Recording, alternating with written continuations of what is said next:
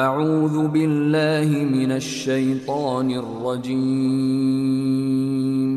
بسم اللہ الرحمن الرحیم قل من كان عدوا لجبريل فإنه نزله على قلبك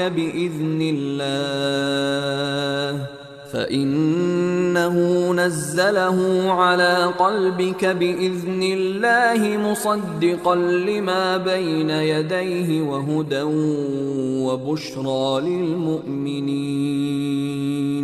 من كان عدوا لله وملائكته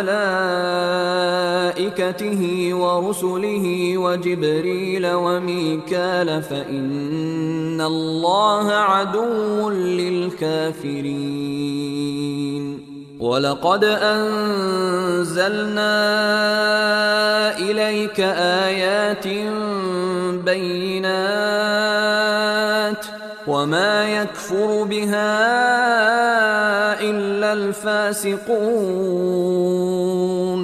أَوَكُلَّمَا عَاهَدُوا عَهْدًا نَبَذَهُ فَرِيقٌ مِّنْهُمْ بل أكثرهم لا يؤمنون ولما جاءهم رسول من عند الله مصدق لما معهم نبذ فريق من الذين أوتوا الكتاب كتاب الله وراء ظهورهم كأنهم لا يعلمون واتبعوا ما تتلو الشياطين على ملك سليمان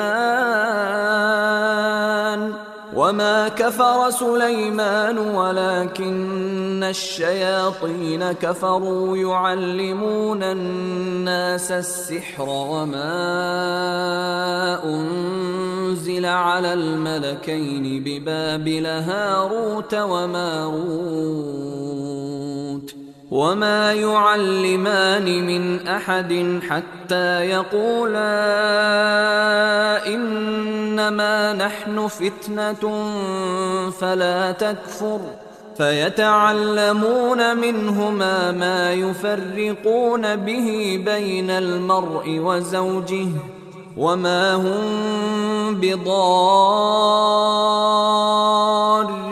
به من أحد إلا بإذن الله ويتعلمون ما يضرهم ولا ينفعهم ولقد علموا لمن اشتراه ما له في الآخرة من خلاق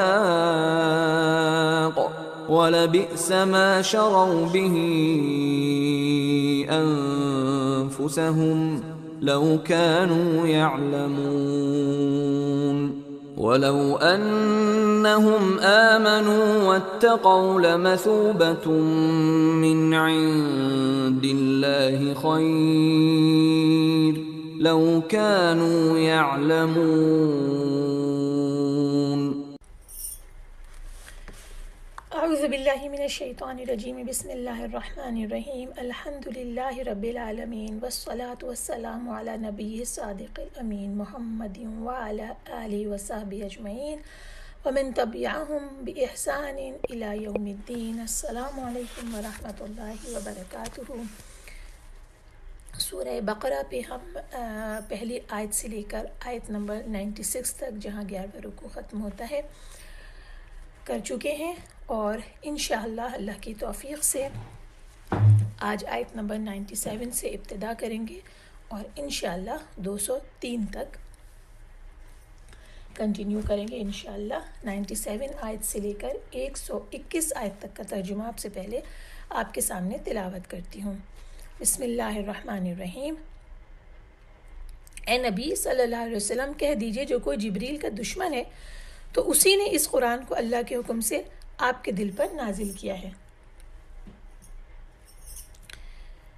یہ اس کتاب کی تصدیق کرتا ہے جو اس سے پہلے نازل ہوئی اور مومنوں کے لیے ہدایت اور بشارت ہے. جو کوئی اللہ کا، اس کے فرشتوں کا، اس کے رسولوں کا اور جبریل و میکائیل کا دشمن ہے تو بے شک اللہ بھی کافروں کا دشمن ہے، اور یقیناً ہم نے نازل کی آپ کی طرف واضح آیتیں اور نافرمانوں کے سوا کوئی ان کا انکار نہیں کرتا۔ کیا ایسا نہیں ہوتا رہا ہے کہ جب بھی انہوں نے کوئی عہد کیا تو ان میں سے ایک گروہ نے اسے پھینک دیا، بلکہ ان میں سے اکثر ایمان نہیں لاتے۔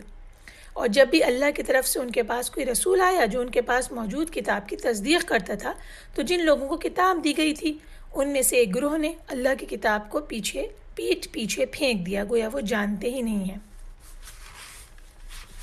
یہاں پر آیت 101 تک ہے۔ اس میں یہ جو جبرائیل سے دشمنی کا ذکر آیا ہے، اس کی پہلے انشاءاللہ تفسیر پڑھ لیتے ہیں اور اس کے بعد اگلی آیات پر آتے ہیں۔ یہود کی جو جبرائیل علیہ السلام سے عداوت کی تھی، اس کے بارے میں آتا ہے کہ یہ آیت بنی اسرائیل کے یہود کو جواب دینے کے لیے نازل ہوئی ہے۔ یہ آیت بنی اسرائیل کے جو یہودی ہیں، امت ہیں ان کو جواب دینے کے لیے نازل ہوئی۔ کس بات کا جواب؟ ان کا خیال یہ تھا کہ جبرائیل ان کے دشمن ہے، میکائیل ان کا دوست ہیں۔ حدیث میں یہ بات آتی ہے کہ جب حضرت عبداللہ ابن سلام رسول پاک صلی اللہ علیہ وسلم کے پاس آئے اور ان سے سوال و جواب ہوئے اور 3 سوالات پوچھے اور رسول اللہ صلی اللہ علیہ وسلم نے ان کے جواب دیے، بعد میں عبداللہ ابن سلام اسلام قبول کرتے ہیں۔ تو یہ جو سوال و جواب کا سلسلہ ہو رہا تھا، اس کے بعد انہوں نے پوچھا کہ آپ کو یہ بات کیسے علم ہوئی؟ رسول اللہ صلی اللہ علیہ وسلم سے پوچھا تو انہوں نے کہا مجھے جبرائیل نے یہ بتائے ہیں۔ یہ بات سن کر عبداللہ ابن سلام نے کہا جبرائیل نے؟ رسول اللہ صلی اللہ علیہ وسلم نے فرمایا کہ ہاں۔ تو انہوں نے کہا کہ فرشتوں میں سے یہ یہود کا دشمن ہے، اور رسول اللہ صلی اللہ علیہ وسلم نے یہ والی آیت تلاوت فرمائی۔ تو اس سے بھی اس بات کی تصدیق ہوئی کہ یہ جبرائیل کو اپنا دشمن سمجھتے تھے۔ اور یہاں پر اللہ تعالیٰ نے بتا دیا قُلْ مَنْ كَانَ عَدُوًّا لِجِبْرِيلَ فَإِنَّهُ نَزَّلَهُ عَلَىٰ قَلْبِكَ بِإِذْنِ اللَّهِ، یعنی کہ جو شخص جبرائیل سے دشمنی رکھے گا تو اسے یہ جان لینا چاہیے کہ وہ تو روح الامین ہے، جنہوں نے اللہ کے حکم سے ذکر حکیم کو رسول اللہ صلی اللہ علیہ وسلم کے قلب پر نازل کیا۔ وہ اللہ کے قاصدوں میں سے ایک قاصد ہیں، اور جو اللہ کے کسی ایک قاصد سے دشمنی رکھے تو اللہ کے تمام قاصدوں کا دشمن ہے۔ بالکل ایسے ہی کہ جیسے جو شخص اللہ کے پیغمبروں میں سے کسی ایک کے ساتھ ایمان لائے تو اس کے لیے لازم ہے کہ وہ باقی تمام کے ساتھ بھی ایمان لائے، اور کسی ایک کا اگر کوئی کفر کرے گا تو اس کا مطلب یہ ہے کہ وہ تمام کا کفر کرتا ہے۔ یہ سورہ نساء کی آیت 150 ہے۔ بے شک جو لوگ اللہ اور اس کے پیغمبروں کا انکار کرتے ہیں اور اللہ اس کے پیغمبروں میں فرق کرنا چاہتے ہیں اور کہتے ہیں کہ ہم بعض کو مانتے ہیں اور بعض کا انکار کرتے ہیں، یہ لوگ یکفرون باللہ، یعنی کہ اللہ کے اوپر یہ کفر کرنے والے لوگ ہیں، انکار کرنے والے لوگ ہیں۔ تو بالکل اسی طرح سے جو اللہ کے فرشتوں میں سے ایک کا انکار کرے گا تو وہ بھی تمام کا کرے گا۔ اسی طرح جو شخص جبرائیل سے دشمنی رکھے گا تو وہ اللہ کا دشمن ہے، کیونکہ جبرائیل کسی بات کو لے کر از خود نازل نہیں ہوتے بلکہ اپنے رب کے حکم سے نازل ہوتے ہیں۔ اور حضرت ابو ہریرہ کی ایک حدیث صحیح بخاری میں یہ ہے کہ بے شک اللہ تعالیٰ فرماتے ہیں کہ جو میرے کسی دوست سے دشمنی رکھے میرا اس سے اعلان جنگ ہے۔ تو یہ اس بات میں تھا کہ جو جبرائیل سے یہ دشمنی رکھتے تھے۔ اب اس کے بعد یہاں سے انشاءاللہ اگلی آیت یعنی آیت 102 سے ہم آگے چلتے ہیں۔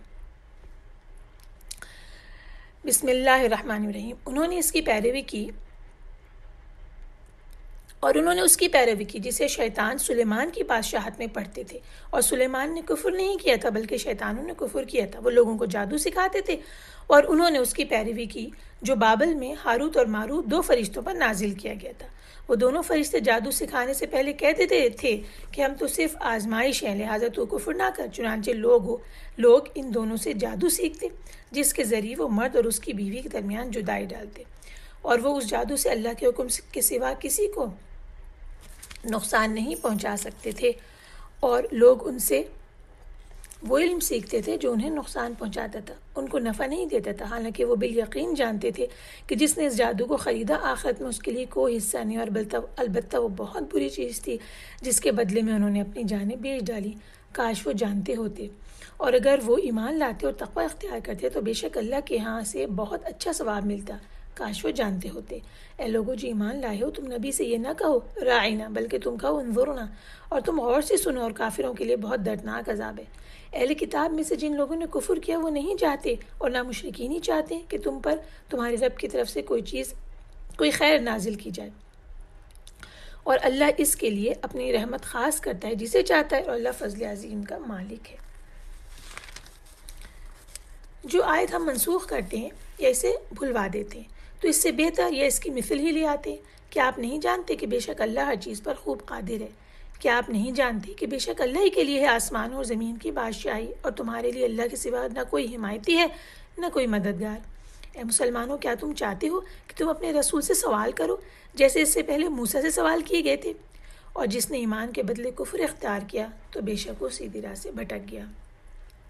اہل کتاب میں سے بہت سے یہ چاہتے ہیں کاش وہ تمہارے ایمان لانے کے بعد تمہیں پھیر کر کافر بنا دیں، اپنے دلوں میں حسد کرتے ہوئے اس کے بعد کہ ان کے سامنے حق واضح ہو چکا، پس معاف کر دو، جانے دو یہاں تک کہ اللہ اپنا حکم لے آئے، بے شک اللہ ہر چیز پر خوب قادر ہے۔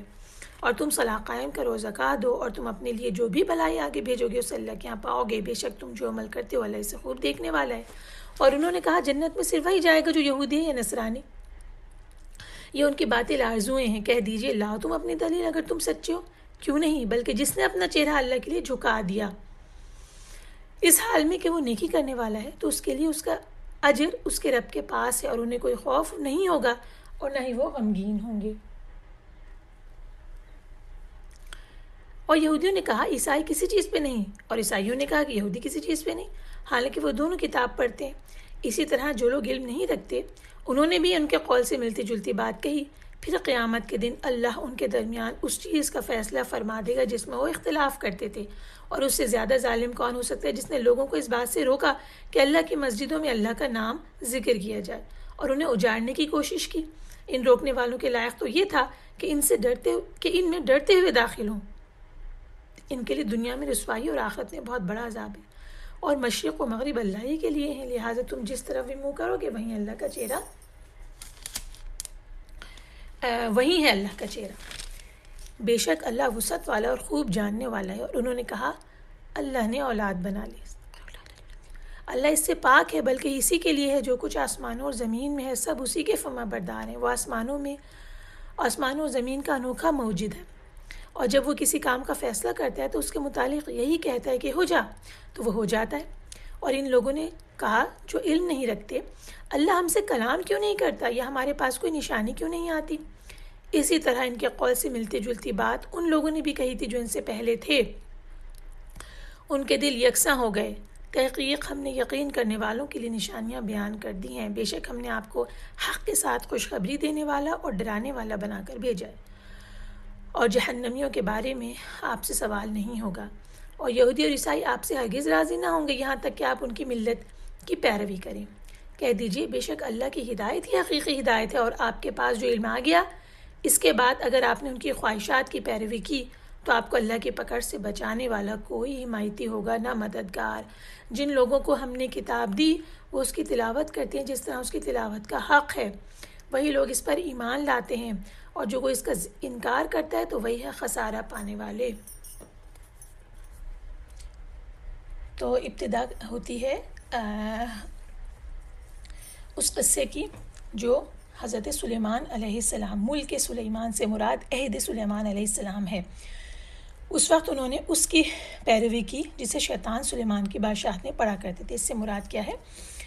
یہ آتا ہے کہ شیاطین، یہ سلیمان علیہ السلام کا عہد ہے، اس زمانے میں شیاطین آسمان پہ چلے جاتے تھے اور وہاں سننے کے لیے گھات لگا کر بیٹھ جاتے تھے، اور فرشتوں کی باتیں سن کر یہ معلوم کر لیتے کہ زمین میں کس کس کی موت واقع ہونے والی ہے یا غیب کی کون کون سی باتیں رونما ہونے والی ہیں۔ فرشتوں سے سنی ہوئی ان باتوں سے کاہنوں کو مطلع کر دیتے تھے، اور کاہن وہ باتیں لوگوں کو بتا دیتے تھے، اور لوگ دیکھتے کہ وہ باتیں اسی طرح پوری ہوئی ہیں جس طرح کاہنوں نے بتائی تھیں۔ شیطانوں سے سنی ہوئی ایک بات میں 70 باتیں اپنی طرف سے ملا کر بیان کرتے۔ لوگوں نے ان باتوں کو اپنی کتابوں میں لکھنا شروع کر دیا، اور بنی اسرائیل میں یہ بات مشہور ہو گئی کہ جن علم غیب جانتے ہیں۔ اچھا، یہ حضرت سلیمان علیہ السلام کا دور ہے۔ حضرت سلیمان علیہ السلام نے لوگوں کے پاس اپنے آدمی بھیج کر ان تمام کتابوں کو جمع کیا اور انہیں ایک صندوق میں ڈال دیا، اور اس صندوق کو اپنی کرسی کے نیچے دفن کر دیا۔ جو شیطان بھی آپ کی کرسی کے قریب آتا وہ جل کر راکھ ہو جاتا۔ آپ نے فرما دیا کہ اگر میں نے کسی کو یہ کہتے ہوئے سنا کہ شیاطین علم غیب جانتے ہیں تو میں اس کی گردن اڑا دوں گا۔ بعد میں حضرت سلیمان علیہ السلام کے فوت ہونے کے بعد اور کافی وقت گزر جانے کے بعد وہ علماء بھی چل بسے جو حضرت سلیمان علیہ السلام اور ان کی تعلیمات کو جانتے تھے، اور اس کے بعد ناخلف لوگ پیدا ہوئے اور اس کے بعد ایک وقت ایسا آیا کہ اس جگہ کو کھودا گیا اور واقعی ان کتابوں کو وہاں موجود پایا گیا، اور اس وقت لوگوں میں دوبارہ یہ بات مشہور ہوئی کہ سلیمان علیہ السلام انسانوں، شیطانوں اور تمام پرندوں پر جو حکومت کرتے تھے وہ اس جادو کی وجہ سے تھی، اور بنی اسرائیل میں یہ بات مشہور شیطان نے کر دی کہ جو سلیمان علیہ السلام تھے وہ جادو کرتے، نعوذ باللہ۔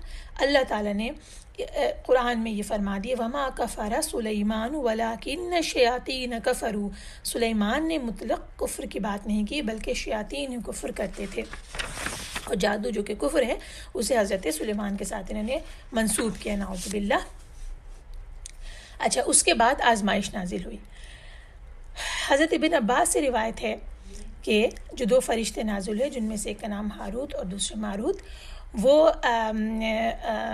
لوگ جب ان کے پاس جاتے تھے، یہ ایک آزمائش تھی بنی اسرائیل پر، لوگ ان کے پاس جاتے تھے جادو سیکھنے کے لیے، وہ انہیں سختی سے منع کر دیتے تھے اور کہتے تھے کہ ہم تو صرف آزمائش ہے، تم کفر میں نہ پڑو۔ یہ بات فرشتے انہیں بتا دیتے تھے تاکہ وہ خیر و شر اور کفر اور ایمان کو جان جائیں، اور یہ بھی بتا دیتے تھے کہ جادو کفر ہے، لہٰذا جب وہ ان کی بات قبول کرنے سے انکار کر دیتا تھا وہ شخص، تو پھر فرشتے اسے یہ بات کہتے تھے کہ اچھا فلاں جگہ جاؤ۔ جب وہ فلاں جگہ جاتا تھا تو ایک شیطان وہاں موجود ہو پاتا تھا وہ شخص، اور وہ شیطان اسے جادو سکھا دیتا تھا۔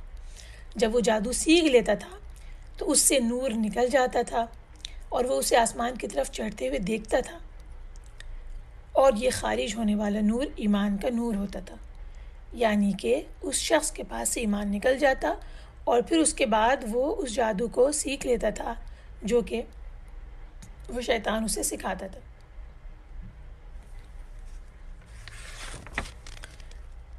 پھر اس کے بعد یہ لوگ یہ جادو کا علم سیکھ لیتے تھے اور اس جادو کے ذریعے سے وہ مذموم افعال کرتے تھے۔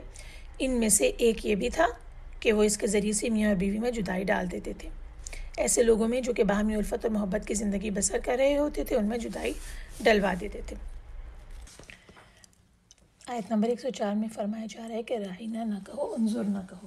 رائنا کے معنی ہے ہمارا لحاظ اور خیال کیجیے۔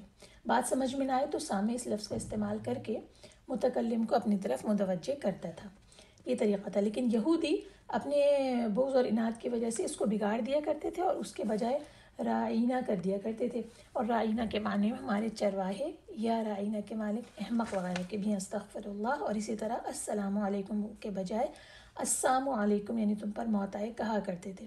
اللہ تعالیٰ نے یہاں پر انہیں کچھ کہنے کے بجائے بس مومنین سے یہ کہا کہ تم رائنا کے بجائے انظر نہ کہو، تاکہ تمہارا رسول اللہ صلی اللہ علیہ وسلم کو اپنی طرف متوجہ کرنا دوسرے لفظ کے ذریعے ہو جائے جس میں ادب ہے، اور اس کے علاوہ جو یہود ہیں ان کی مخالفت بھی ہو جائے اور غلطی کا کوئی امکان نہ ہو۔ آیت نمبر 106 میں نسخ آیت کے احکامات ہیں۔ نسخ کو اس طرح سے سمجھ لیجیے اچھے سے، پھر جو آیت ہم منسوخ کرتے ہیں یا اسے بھلوا دیتے ہیں تو اس سے بہتر یا اسی کے مثل لے آتے ہیں۔ اچھا، نسخ کے لفظ لغوی معنی تو نقل کرنے کے، ایک سے دوسری جگہ اس کو منتقل کر، لیکن شرعی اصطلاح میں ایک حکم کو بدل کر دوسرا حکم نازل کرنے کا معنی یہ نسخ ہے، اور یہ نسخ اللہ تعالیٰ کی طرف سے ہوا۔ نسخ کی جو صورتیں ہیں، اچھا پورے جو قرآن میں نسخ کی تعداد بہت کم ہے، کہیں یہ کہا گیا کہ 5 ایسے ہیں، کہیں اس طرح سے تھوڑے آگے پیچھے تعداد ہے۔ جو احکامات جس میں نسخ ہوا وہ 5 یا 5 کے آس پاس ہی ہے، بہت زیادہ نہیں ہے۔ نسخ کی جو ہے 3 قسم سے نسخ ہوا ہے۔ کس طرح سے کہ یہ جو اس آیت میں آیا، پہلا وہی طریقہ ہم نے سمجھ لیتے ہیں کہ ننسیہا، اللہ نے بتایا کہ اسے ہم نے بھلا دیا، یعنی کہ آیت نازل کی اور اس کے بعد اللہ تعالیٰ نے اس آیت کو، اس کی تلاوت کو، اس کے حکم کو سب کو اوپر اٹھا لیا، قبض کر لیا، رسول اللہ صلی اللہ علیہ وسلم کے قلب مبارک سے اللہ تعالیٰ نے اسے مٹا دیا اور اسے نسیہ منسیہ کر دیا۔ تو ظاہر بات ہے کہ پہلی جو کیٹیگری آف نسخ ہے وہ آیت نہ ہمارے پاس موجود ہے اور نہ ان کا حکم ہمارے پاس موجود ہے۔ دوسری کیٹیگری ہے، دوسری کیٹیگری میں نسخ مع تلاوہ ہے، یعنی اس کا معنی کیا ہے کہ پہلے جو آیت نازل ہوئی اس کی بھی تلاوت ہوتی ہے، دوسری جو آیت نازل ہوئی اس کی بھی تلاوت ہوتی ہے، یعنی ناسخ اور منسوخ دونوں آیتیں قرآن کے اندر موجود ہیں اور دونوں کی ہم تلاوت کرتے ہیں۔ لیکن رسول پاک صلی اللہ علیہ وسلم اور اس کے بعد صحابہ ان سب کو اس بات کا علم تھا کہ کون سی آیت جو ہے نسخ ہو گئی اور کون سی اس کی ناسخہ ہے، تو حکم پر کس کے عمل ہوگا؟ جو آیت ناسخہ ہے، جو بعد میں نازل ہوئی۔ تو اس کے لیے تفسیر کے اندر اس کا علم جاننا ضروری ہے، ورنہ اگر کسی شخص کو علم نہ ہو تو وہ پھر خدا نخواستہ گمراہ ہو سکتا ہے اس آیت کے ذریعے۔ لہٰذا آیت موجود رہے گی اور اس کا حکم منسوخ ہو گیا۔ دوسری جو آیت آئی جو اللہ نے یہی بتایا، اسی میں بتایا کہ ہم اس سے بہتر لے آتے ہیں، اسی جیسے لے آتے ہیں یا اس سے بہتر لے آتے ہیں، تو جو منسوخ جو ناسخ آیت ہے وہ بھی قرآن کے اندر موجود ہے۔ یہ دوسری قسم ہو گئی۔ اور تیسری قسم نسخ کی یہ ہے کہ وہ قرآن کی آیات جو کہ نازل ہوئیں اور بعد میں وہ قرآن میں شامل نہیں کی گئیں، آج ہم قرآن میں اس کی تلاوت نہیں کرتے، لیکن ان کا حکم نہیں منسوخ ہوا، وہ حکم جو ہے وہ جاری رہے گا، لیکن اس آیت کو قرآن کے اندر شامل نہیں کیا گیا، اس کی تلاوت نہیں کی جائے گی۔ اچھا، یہ کیسی صورت ہے؟ اس کی کیا مثال ہو سکتی ہے؟ رسول اللہ صلی اللہ علیہ وسلم ایک دفعہ فجر کی صلاح میں ادا کر رہے تھے اور ایک اپنی نسیان انہیں ہو گیا، یعنی بھول گئے ایک آیت کی تلاوت کرنا، تو پھر بعد میں صحابی نے ان سے پوچھا کہ کیا یہ منسوخ ہو گئی ہے؟ رسول اللہ صلی اللہ علیہ وسلم نے کہا کہ نہیں، میں بھول گیا۔ لہٰذا صحابہ کو اس بات کا علم تھا کہ ہو سکتا ہے کہ کوئی ایسی آیت ہو جو کہ ہم اب تک پڑھتے رہے ہوں لیکن بعد میں وہ آیت منسوخ ہو جائے، تو اسی لیے انہوں نے رسول اللہ صلی اللہ علیہ وسلم سے یہ بات پوچھی۔ تو یہ 3 طریقے کے نسخ ہیں، ان کا جاننا ضروری ہے۔ یہ ہم نے کر لیا۔ اس کے بعد ہم آگے آتے ہیں آیت نمبر 111 اور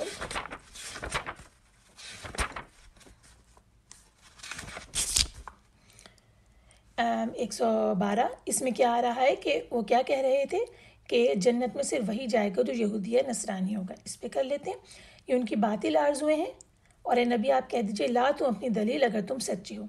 کیوں نہیں؟ جس نے اپنا چہرہ اللہ کے لیے جھکا دیا اس حال میں کہ وہ نیکی کرنے والا ہے تو اس کے لیے اس کا اجر اس کے رب کے پاس ہے، اور انہیں کوئی خوف ہوگا نہ ہو غمگین ہوں گے۔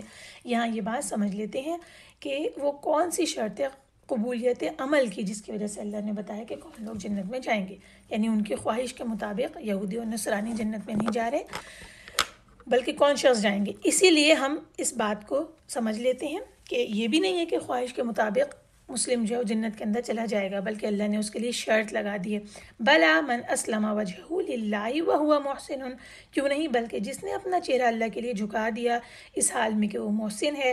اب اس میں کس طرح تشریح ہو رہی ہے کہ اللہ تعالیٰ نے اس میں محسن اسے فرمایا کہ جس نے اللہ کے لیے اپنے دین کو خالص کر لیا، پھر وہ رسول اللہ صلی اللہ علیہ وسلم کا اتباع کرنے والا بھی ہو۔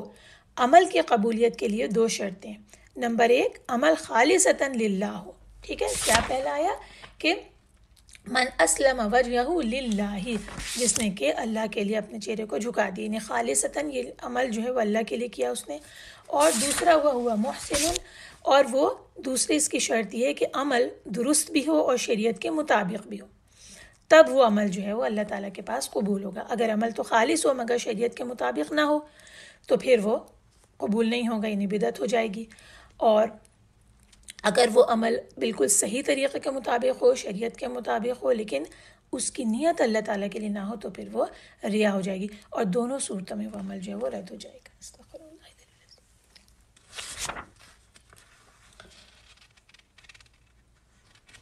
اور اس کے بعد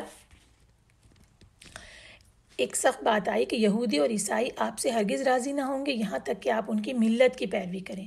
کہہ دیجئے بے شک اللہ کی ہدایت ہی حقیقی ہدایت ہے، اور آپ کے پاس جو علم آ گیا اس کے بعد اگر آپ نے ان کی خواہشات کی پیروی کی تو آپ کو اللہ کی پکڑ سے بچانے والا نہ کوئی حمایتی ہوگا نہ مددگار۔ یہ بات سخت آئی کہ اور امت کے لیے بھی اس میں شدید وعید ہے کہ قرآن و سنت کے علم کے بعد ہرگز یہود و نصارہ کے طریقوں کی پیروی نہیں کرنی چاہیے، اگرچہ اس میں خطاب رسول اللہ صلی اللہ علیہ وسلم سے ہے، در حقیقت یہ حکم ساری امت کے لیے کہ اگر ایسا کیا تو پھر کوئی حمایتی اور کوئی مددگار نہ پائیں گے۔ اور 121 آیت جو ابھی تک ہم نے کی تھی اس کی یہ آخری آیت آ گئی کہ اس میں یہ ہے کہ جن لوگوں کو کتاب دی وہ تلاوت کا حق ادا کرتے ہیں۔ اب دیکھتے ہیں کہ تلاوت کا حق کیا ہے۔ حضرت ابن مسعود فرماتے ہیں کہ اس ذات گرامی کی قسم جس کے ہاتھ میں میری جان ہے، حق تلاوت کے معنی یہ ہیں کہ کتاب الہی کے حلال کو حلال اور حرام کو حرام سمجھا جائے، اسی طرح پڑھا جائے جس طرح اللہ تعالیٰ نے اسے نازل فرمایا، کلمات میں کوئی تحریف نہ کی جائے اور نہ اپنی طرف سے اس کی کوئی تعویل کی جائے۔ حضرت ابن عباس کا قول بھی یہی ہے کہ اس کتاب کو ایسا پڑھنے والے جیسا کہ اس کے پڑھنے کا حق ہے وہ لوگ ہیں جو اس کے حلال کو حلال اور حرام کو حرام سمجھتے ہیں اور کتاب الہی میں اپنی طرف سے کوئی تحریف نہیں کرتے۔ حضرت عمر بن خطاب روایت کرتے ہیں کہ اس سے مراد وہ لوگ ہیں کہ جب تلاوت کرتے ہوئے کسی آیت پر رحمت کے پاس سے گزرتے ہیں، آیت رحمت کے پاس سے گزرتے ہیں تو اللہ سے اس کی رحمت کا سوال کرتے ہیں، اور جب کسی آیت عذاب کے پاس سے گزرتے ہیں تو عذاب الہی سے پناہ مانگتے ہیں۔ اللہ تعالیٰ ہمیں توفیق دے کہ ہم اللہ تعالیٰ کی آیت کو اس طرح سے تلاوت کریں جیسا کہ ان کی تلاوت کا حق ہے۔ آیت نمبر 122 سے 141 تک 141 جہاں ہمارا پہلا پارہ انشاءاللہ ختم ہوتا ہے، اور پھر سیقول السفہاء شروع ہوگا۔ اعوذ باللہ من الشیطان الرجیم، بسم اللہ الرحمن الرحیم۔ اے بنی اسرائیل، تم میری اس نعمت کو یاد کرو جو میں نے تم پر انعام کی، اور بے شک میں نے تمہیں سارے جہانوں پر فضیلت دی تھی، اور اس دن سے ڈرو جب کوئی شخص کسی شخص سے کچھ بھی کام نہیں آئے گا، اور نہ اس سے کوئی بدلہ قبول کیا جائے گا، اور نہ اس سے کوئی سفارش نفع دے گی، اور نہ ان کی مدد ہی کی جائے گی۔ اور جب ابراہیم کو اس کے رب نے چند کلمات کے ساتھ آزمایا تو اس نے انہیں پورا کر دیا۔ اللہ نے کہا بے شک میں تجھے سب لوگوں کے لیے امام بنانے والا ہوں۔ ابراہیم نے کہا اور میری اولاد میں سے بھی۔ اللہ نے کہا میرا عہد ظالم کو نہیں پہنچے گا۔ اور جب ہم نے بیت اللہ کو لوگوں کے لیے بار بار لوٹ کر آنے کی اور امن کی جگہ بنایا، اور حکم دیا کہ تم مقام ابراہیم کو جائے صلاح بناؤ، اور ہم نے حکم دیا کہ ابراہیم اور اسماعیل کو کہ تم دونوں میرا گھر پاک کرو، طواف کرنے والوں، اعتکاف کرنے والوں اور رکوع سجود کرنے والوں کے لیے۔ جب ابراہیم نے کہا ہے میرے رب اس جگہ کو امن والا شہر بنا، اور اس کے باشندوں میں سے جو اللہ و یوم آخرت پر ایمان لائے انہیں پھلوں سے رزق دے۔ اللہ نے کہا اور جس نے کفر کیا تو میں اسے تھوڑا سا فائدہ دوں گا، پھر میں اسے آگ کے عذاب کی طرف مجبور کر دوں گا، اور وہ لوٹنے کی بری جگہ ہے۔ اور یاد کرو جب ابراہیم اور اسماعیل بیت اللہ کی بنیادیں اونچی کر رہے تھے اور دعا کر رہے تھے کہ ہمارے رب تو ہم سے یہ نیکی قبول فرما لے، بے شک تو ہی خوب سننے اور خوب جاننے والا ہے۔ اے ہمارے رب ہم دونوں کو اپنا فرما بردار بنا، اور ہماری اولاد میں سے ایک جماعت کو بھی اپنا فرما بردار بنا، اور ہمیں عبادت کے طریقے سکھا، اور ہم پر توجہ فرما، بے شک تو ہی بہت توبہ قبول کرنے والا، بڑا رحم فرمانے والا ہے۔ اے ہمارے رب اور ان لوگوں کے لیے انہی میں سے ایک رسول بھیج، وہ ان کے سامنے تیری آیتیں تلاوت کریں اور انہیں کتاب اور حکمت کی تعلیم دے اور انہیں پاک کرے، بے شک تو یہ غالب اور خوب حکمت والا ہے۔ اور کون بے رغبتی کر سکتا ہے ملت ابراہیم سے سوائے اس کے جس نے اپنے نفس کو احمق بنا لیا، اور بے شک ہم نے ابراہیم کو دنیا میں چن لیا، اور یقیناً وہ آخرت میں ضرور نیکوکاروں میں سے ہوگا۔ اور جب ابراہیم سے اس کے رب نے کہا اسلم قال اسلمت لرب العالمین، جب کہا اس کے رب نے اسلم یعنی فرما بردار ہو جا، تو اس نے کہا میں رب العالمین کا فرما بردار ہو گیا۔ ابراہیم نے اپنے بیٹوں کو اسی کلمہ حق کی وصیت کی، اور یعقوب نے بھی کہ اے میرے بیٹوں، بے شک اللہ نے تمہارے لیے یہ دین چن لیا ہے، پس تمہیں ہرگز موت نہ آئے مگر اس حال میں کہ تم مسلم ہو۔ کیا جب یعقوب کو موت آئی اس وقت تم موجود تھے جب اس نے اپنے بیٹوں سے کہا میرے بعد تم کس کی عبادت کرو گے؟ انہوں نے کہا ہم تیرے معبود اور تیرے باپ دادا ابراہیم اسماعیل اسحاق کے معبود کی عبادت کریں گے جو ایک معبود ہے، اور ہم اسی کے فرما بردار ہیں۔ یہ ایک جماعت تھی جو گزر گئی، اس کے لیے ہے اس نے کمایا، اور تمہارے لیے ہے جو تم نے کمایا، اور ان کے عملوں کی بابت تم سے سوال نہیں کیا جائے گا۔ اور انہوں نے کہا تم یہودی یا عیسائی ہو جاؤ تو ہدایت پا جاؤ گے۔ کہہ دیجئے نہیں، بلکہ ہم تو ملت ابراہیم کی پیروی کرتے ہیں جو حق کا پرستار تھا اور مشرکوں میں سے نہیں تھا۔ تم کہو ہم اللہ پر ایمان لائے اور اس پر بھی جو ہماری طرف نازل کیا گیا، اور جو ابراہیم اسماعیل اسحاق یعقوب اور ان کے اولاد کی طرف نازل کیا گیا، اور جو موسیٰ اور عیسیٰ کو دیا گیا، اور جو نبیوں کو ان کے رب کی طرف سے دیا گیا، ہم ان میں سے کسی ایک کے درمیان تفریق نہیں کرتے، اور ہم اسی کے فرما بردار ہیں۔ پھر اگر وہ اہل کتاب اس چیز پہ ایمان لے آئیں جس پر تم ایمان لائے ہو تو بے شک وہ ہدایت پائیں گے، اور اگر وہ منہ موڑیں تو پھر وہی ہیں مخالفت میں، سو ان کے مقابلے میں تمہارے لیے اللہ کافی اور وہی خوب سننے والا خوب جاننے والا ہے۔ اللہ کا رنگ اختیار کرو، اور رنگ کے لحاظ سے اللہ سے زیادہ اچھا کون ہے، اور ہم اسی کی عبادت کرتے ہیں۔ کہہ دیجئے کیا تم ہم سے اللہ کی بابت جھگڑتے ہو، حالانکہ وہ ہمارا رب بھی ہے اور تمہارا رب بھی، اور ہمارے لیے ہمارے عمل ہیں اور تمہارے لیے تمہارے عمل ہیں، اور ہم خالص اسی کے لیے عمل کرنے والے ہیں۔ کیا تم کہتے ہو کہ بے شک ابراہیم اسماعیل اسحاق یعقوب اور ان کے اولاد یہودی تھے یا عیسائی؟ کہہ دیجئے کیا تم زیادہ جانتے ہو یا اللہ؟ اور اس سے زیادہ ظالم کون ہے جس نے وہ گواہی چھپائی جو اللہ کی طرف سے اس کے پاس ہے، اور اللہ اس سے غافل نہیں جو تم عمل کرتے ہو۔ یہ ایک جماعت تھی جو گزر گئی۔ اسی کے لیے جو اس نے کمایا اور تمہارے لیے جو تم نے کمایا، اور تم سے ان کے بارے میں سوال نہیں کیا جائے گا جو وہ عمل کرتے تھے۔ حضرت ابراہیم علیہ السلام، حضرت اسماعیل علیہ السلام نے جو کعبے کی تعمیر کی، اس کا ہم انشاءاللہ جب آگے ذکر آئے گا تو اس میں تفصیل سے لے لیں گے۔ صبغۃ اللہ، اس کو دیکھ لیتے ہیں کہ یہ کیا ہے۔ اللہ تعالیٰ کہہ رہے ہیں کہ اللہ کا رنگ اختیار کرو۔ صبغۃ اللہ سے مراد اللہ کا دین ہے، کہ اللہ کا دین اختیار کرو، اور اللہ کے رنگ سے زیادہ اچھا کہ کوئی اور رنگ نہیں ہے۔ اب یہاں سے ہم آیت کا دوسرا ٹکڑا 142 سے لے کے 142 سے لے کے 157 تک کے ترجمہ پڑھتے ہیں، اور یہ دوسرا پارہ سے یقول شروع ہو چکا ہے۔ بسم اللہ الرحمن الرحیم۔ جلد ہی بے وقوف لوگ یہ کہیں گے کہ ان مسلمانوں کو ان کے اس قبلے سے کس چیز نے پھیر دیا جس پہ یہ تھے۔ کہہ دیجئے مشرق اور مغرب اللہ ہی کے لیے ہیں، وہ جسے چاہتا ہے سیدھی راہ کی طرف ہدایت دیتا ہے۔ اور اسی طرح ہم نے تمہیں افضل امت بنایا تاکہ تم لوگوں پر گواہ ہو اور رسول تم پر گواہ ہوں، اور اے نبی جس قبلے پر آپ پہلے تھے اسے تو ہم نے صرف یہ جاننے کے لیے مقرر کیا تھا کہ کون رسول کی پیروی کرتا ہے اور کون اپنی ایڑیوں کے بھر پھر جاتا ہے، اور بے شک یہ قبلے کی تبدیلی بہت بھاری ہے مگر ان لوگوں پر نہیں جنہیں اللہ نے ہدایت دی، اور اللہ ایسا نہیں کہ تمہارا ایمان ضائع کر دے۔ بے شک اللہ لوگوں پر بہت نرمی کرنے والا اور بڑا رحم کرنے والا ہے۔ ہم آپ کے چہرے کا بار بار آسمان کی طرف اٹھنا دیکھ رہے ہیں تو ہم ضرور آپ کو اس قبلے کی طرف پھیر دیں گے جسے آپ پسند کرتے ہیں، پھر آپ اپنا منہ مسجد الحرام کی طرف پھیر لیں، اور جہاں کہیں بھی تم ہو اپنے منہ اس کی طرف پھیر لو۔ اور بے شک وہ لوگ جنہیں کتاب دی گئی وہ ضرور جانتے ہیں کہ بے شک یہ ان کے رب کی طرف سے حق ہے، اور اللہ اس سے غافل نہیں جو وہ عمل کرتے ہیں۔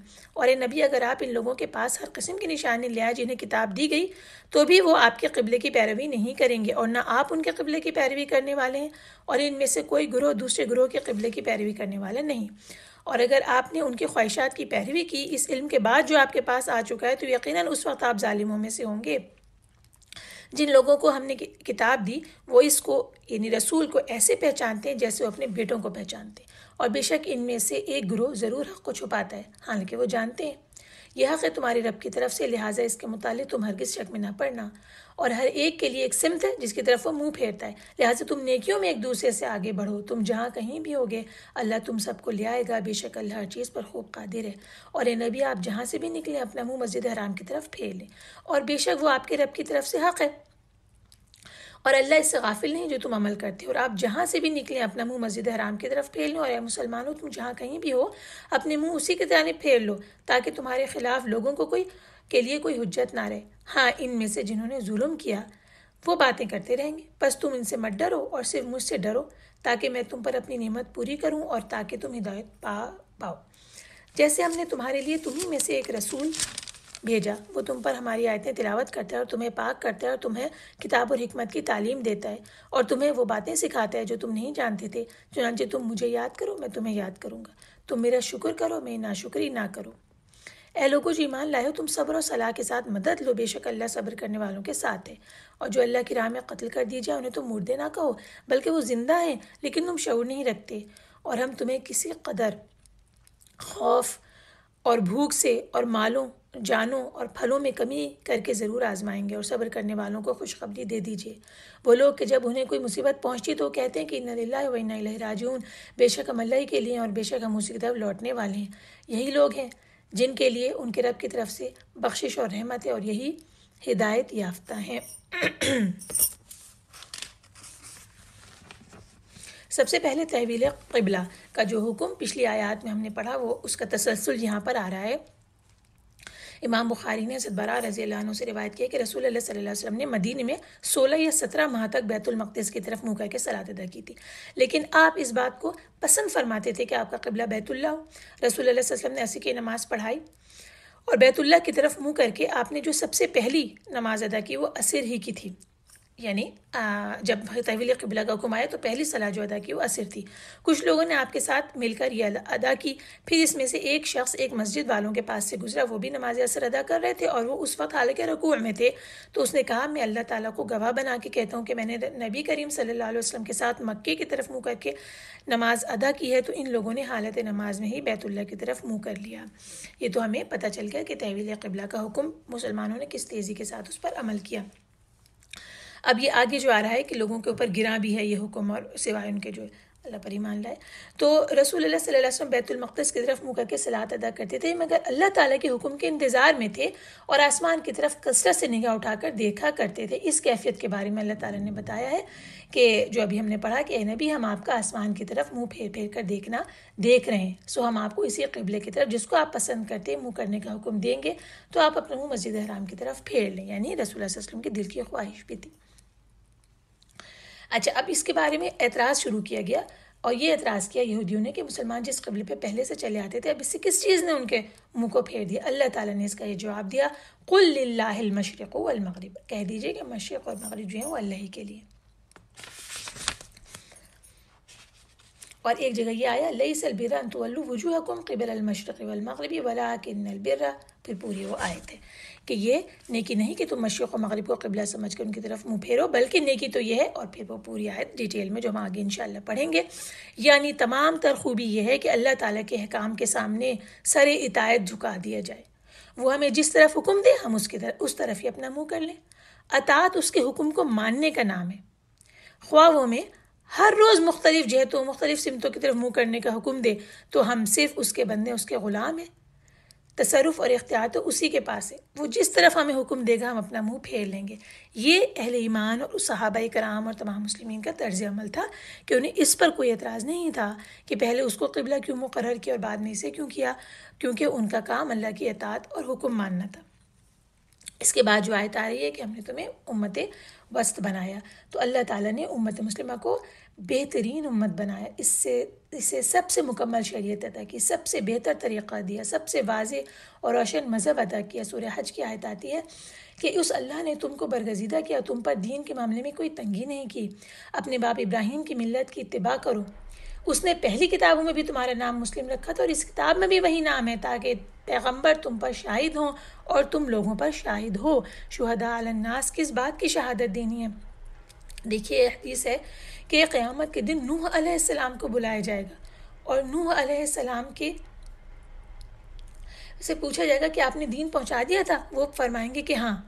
پھر نوح علیہ السلام کی قوم کو بلایا جائے گا اور ان سے پوچھا جائے گا کہ کیا تم کو نوح نے دین پہنچا دیا تھا؟ وہ جواب دیں گے نہیں، ہمارے پاس ڈرانے والا نہیں آیا تھا. استغفر اللہ، وہاں جا کر بھی انکار کر دیں گے، یہ کہیں گے کہ ہمارے پاس تو کوئی آیا ہی نہیں تھا. تو حضرت نوح سے کہا جائے گا کہ آپ کا گواہ کون ہے؟ نوح جواب دیں گے کہ محمد صلی اللہ علیہ وسلم اور آپ کی امت میری گواہ ہے. کیسے؟ یہ صحیح بخاری کی ہے جو میں آپ کو پڑھ کے سنا رہی ہوں، کیسے یہ محمد کی امت ان کی گواہ ہے؟ فرمایا رسول اللہ صلی اللہ علیہ وسلم نے کہ اس آیت وَكَذَلِكَ جَعَلْنَاكُمْ أُمَّةً وَسَطًا سے اسی طرف اشارہ فرمایا گیا ہے. آپ نے فرمایا کہ وسط کے معنی عدل کے ہیں. پھر تمہیں بلایا جائے گا اور تم گواہی دو کہ واقعی نوح نے اللہ کے دین کو پہنچا دیا تھا، اور فرمایا پھر تمہارے بارے میں گواہی دوں گا. اور یہ حدیث صحیح روایت سے موجود ہے کہ امت مسلمہ اس بات کی گواہی دے گی کہ نوح کی امت کو میسج پہنچا دیا گیا تھا. کیوں؟ کیونکہ قرآن میں یہ بات موجود تھی.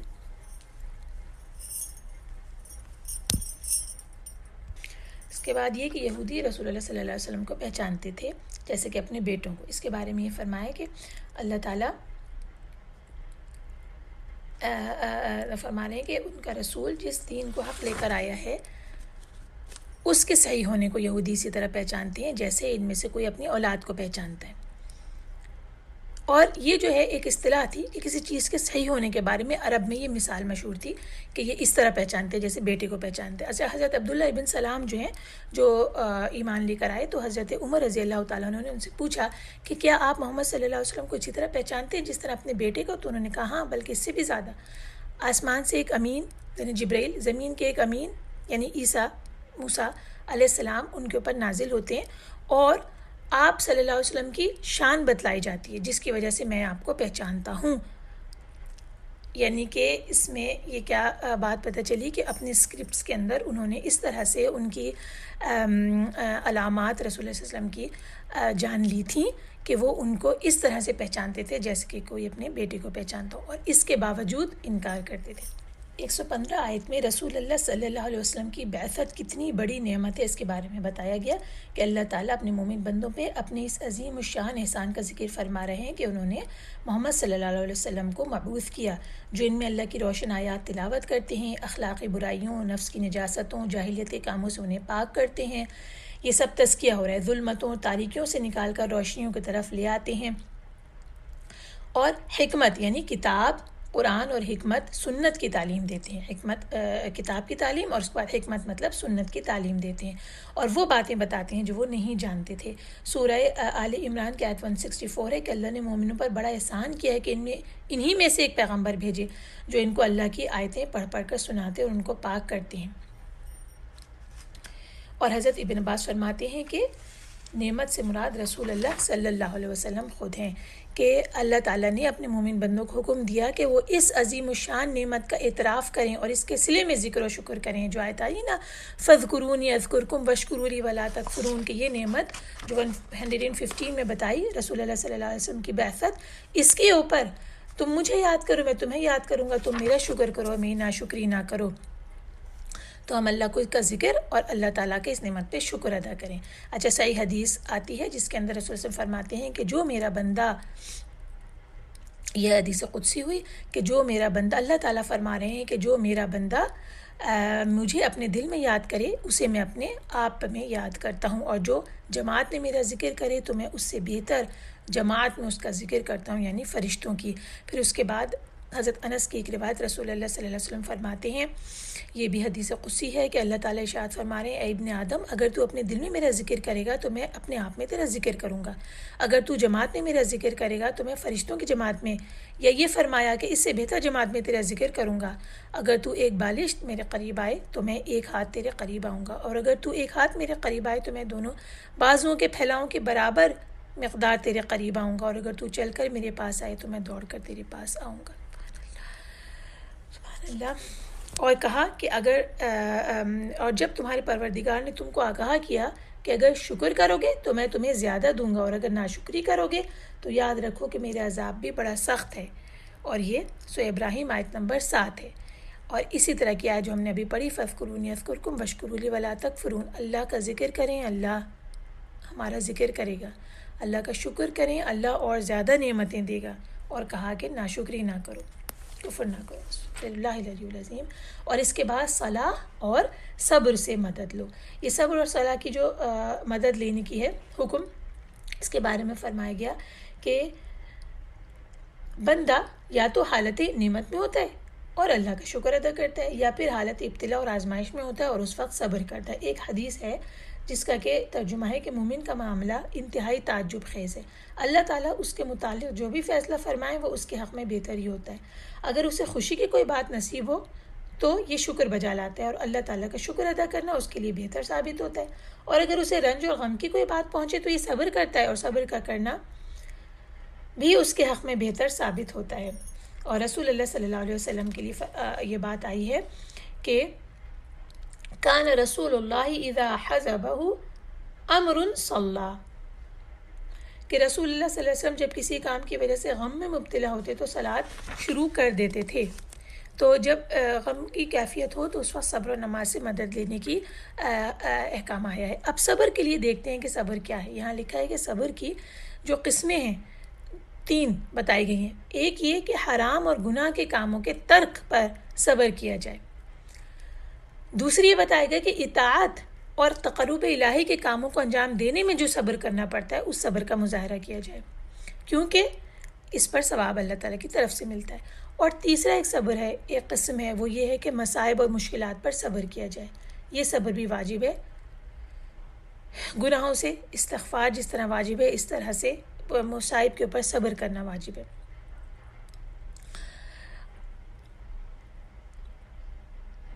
اللہ تعالیٰ صبر کرنے والوں کو بہترین جزائے خیر دے گا، اور جنتوں کا اللہ تعالیٰ نے ان سے وعدہ کیا ہے.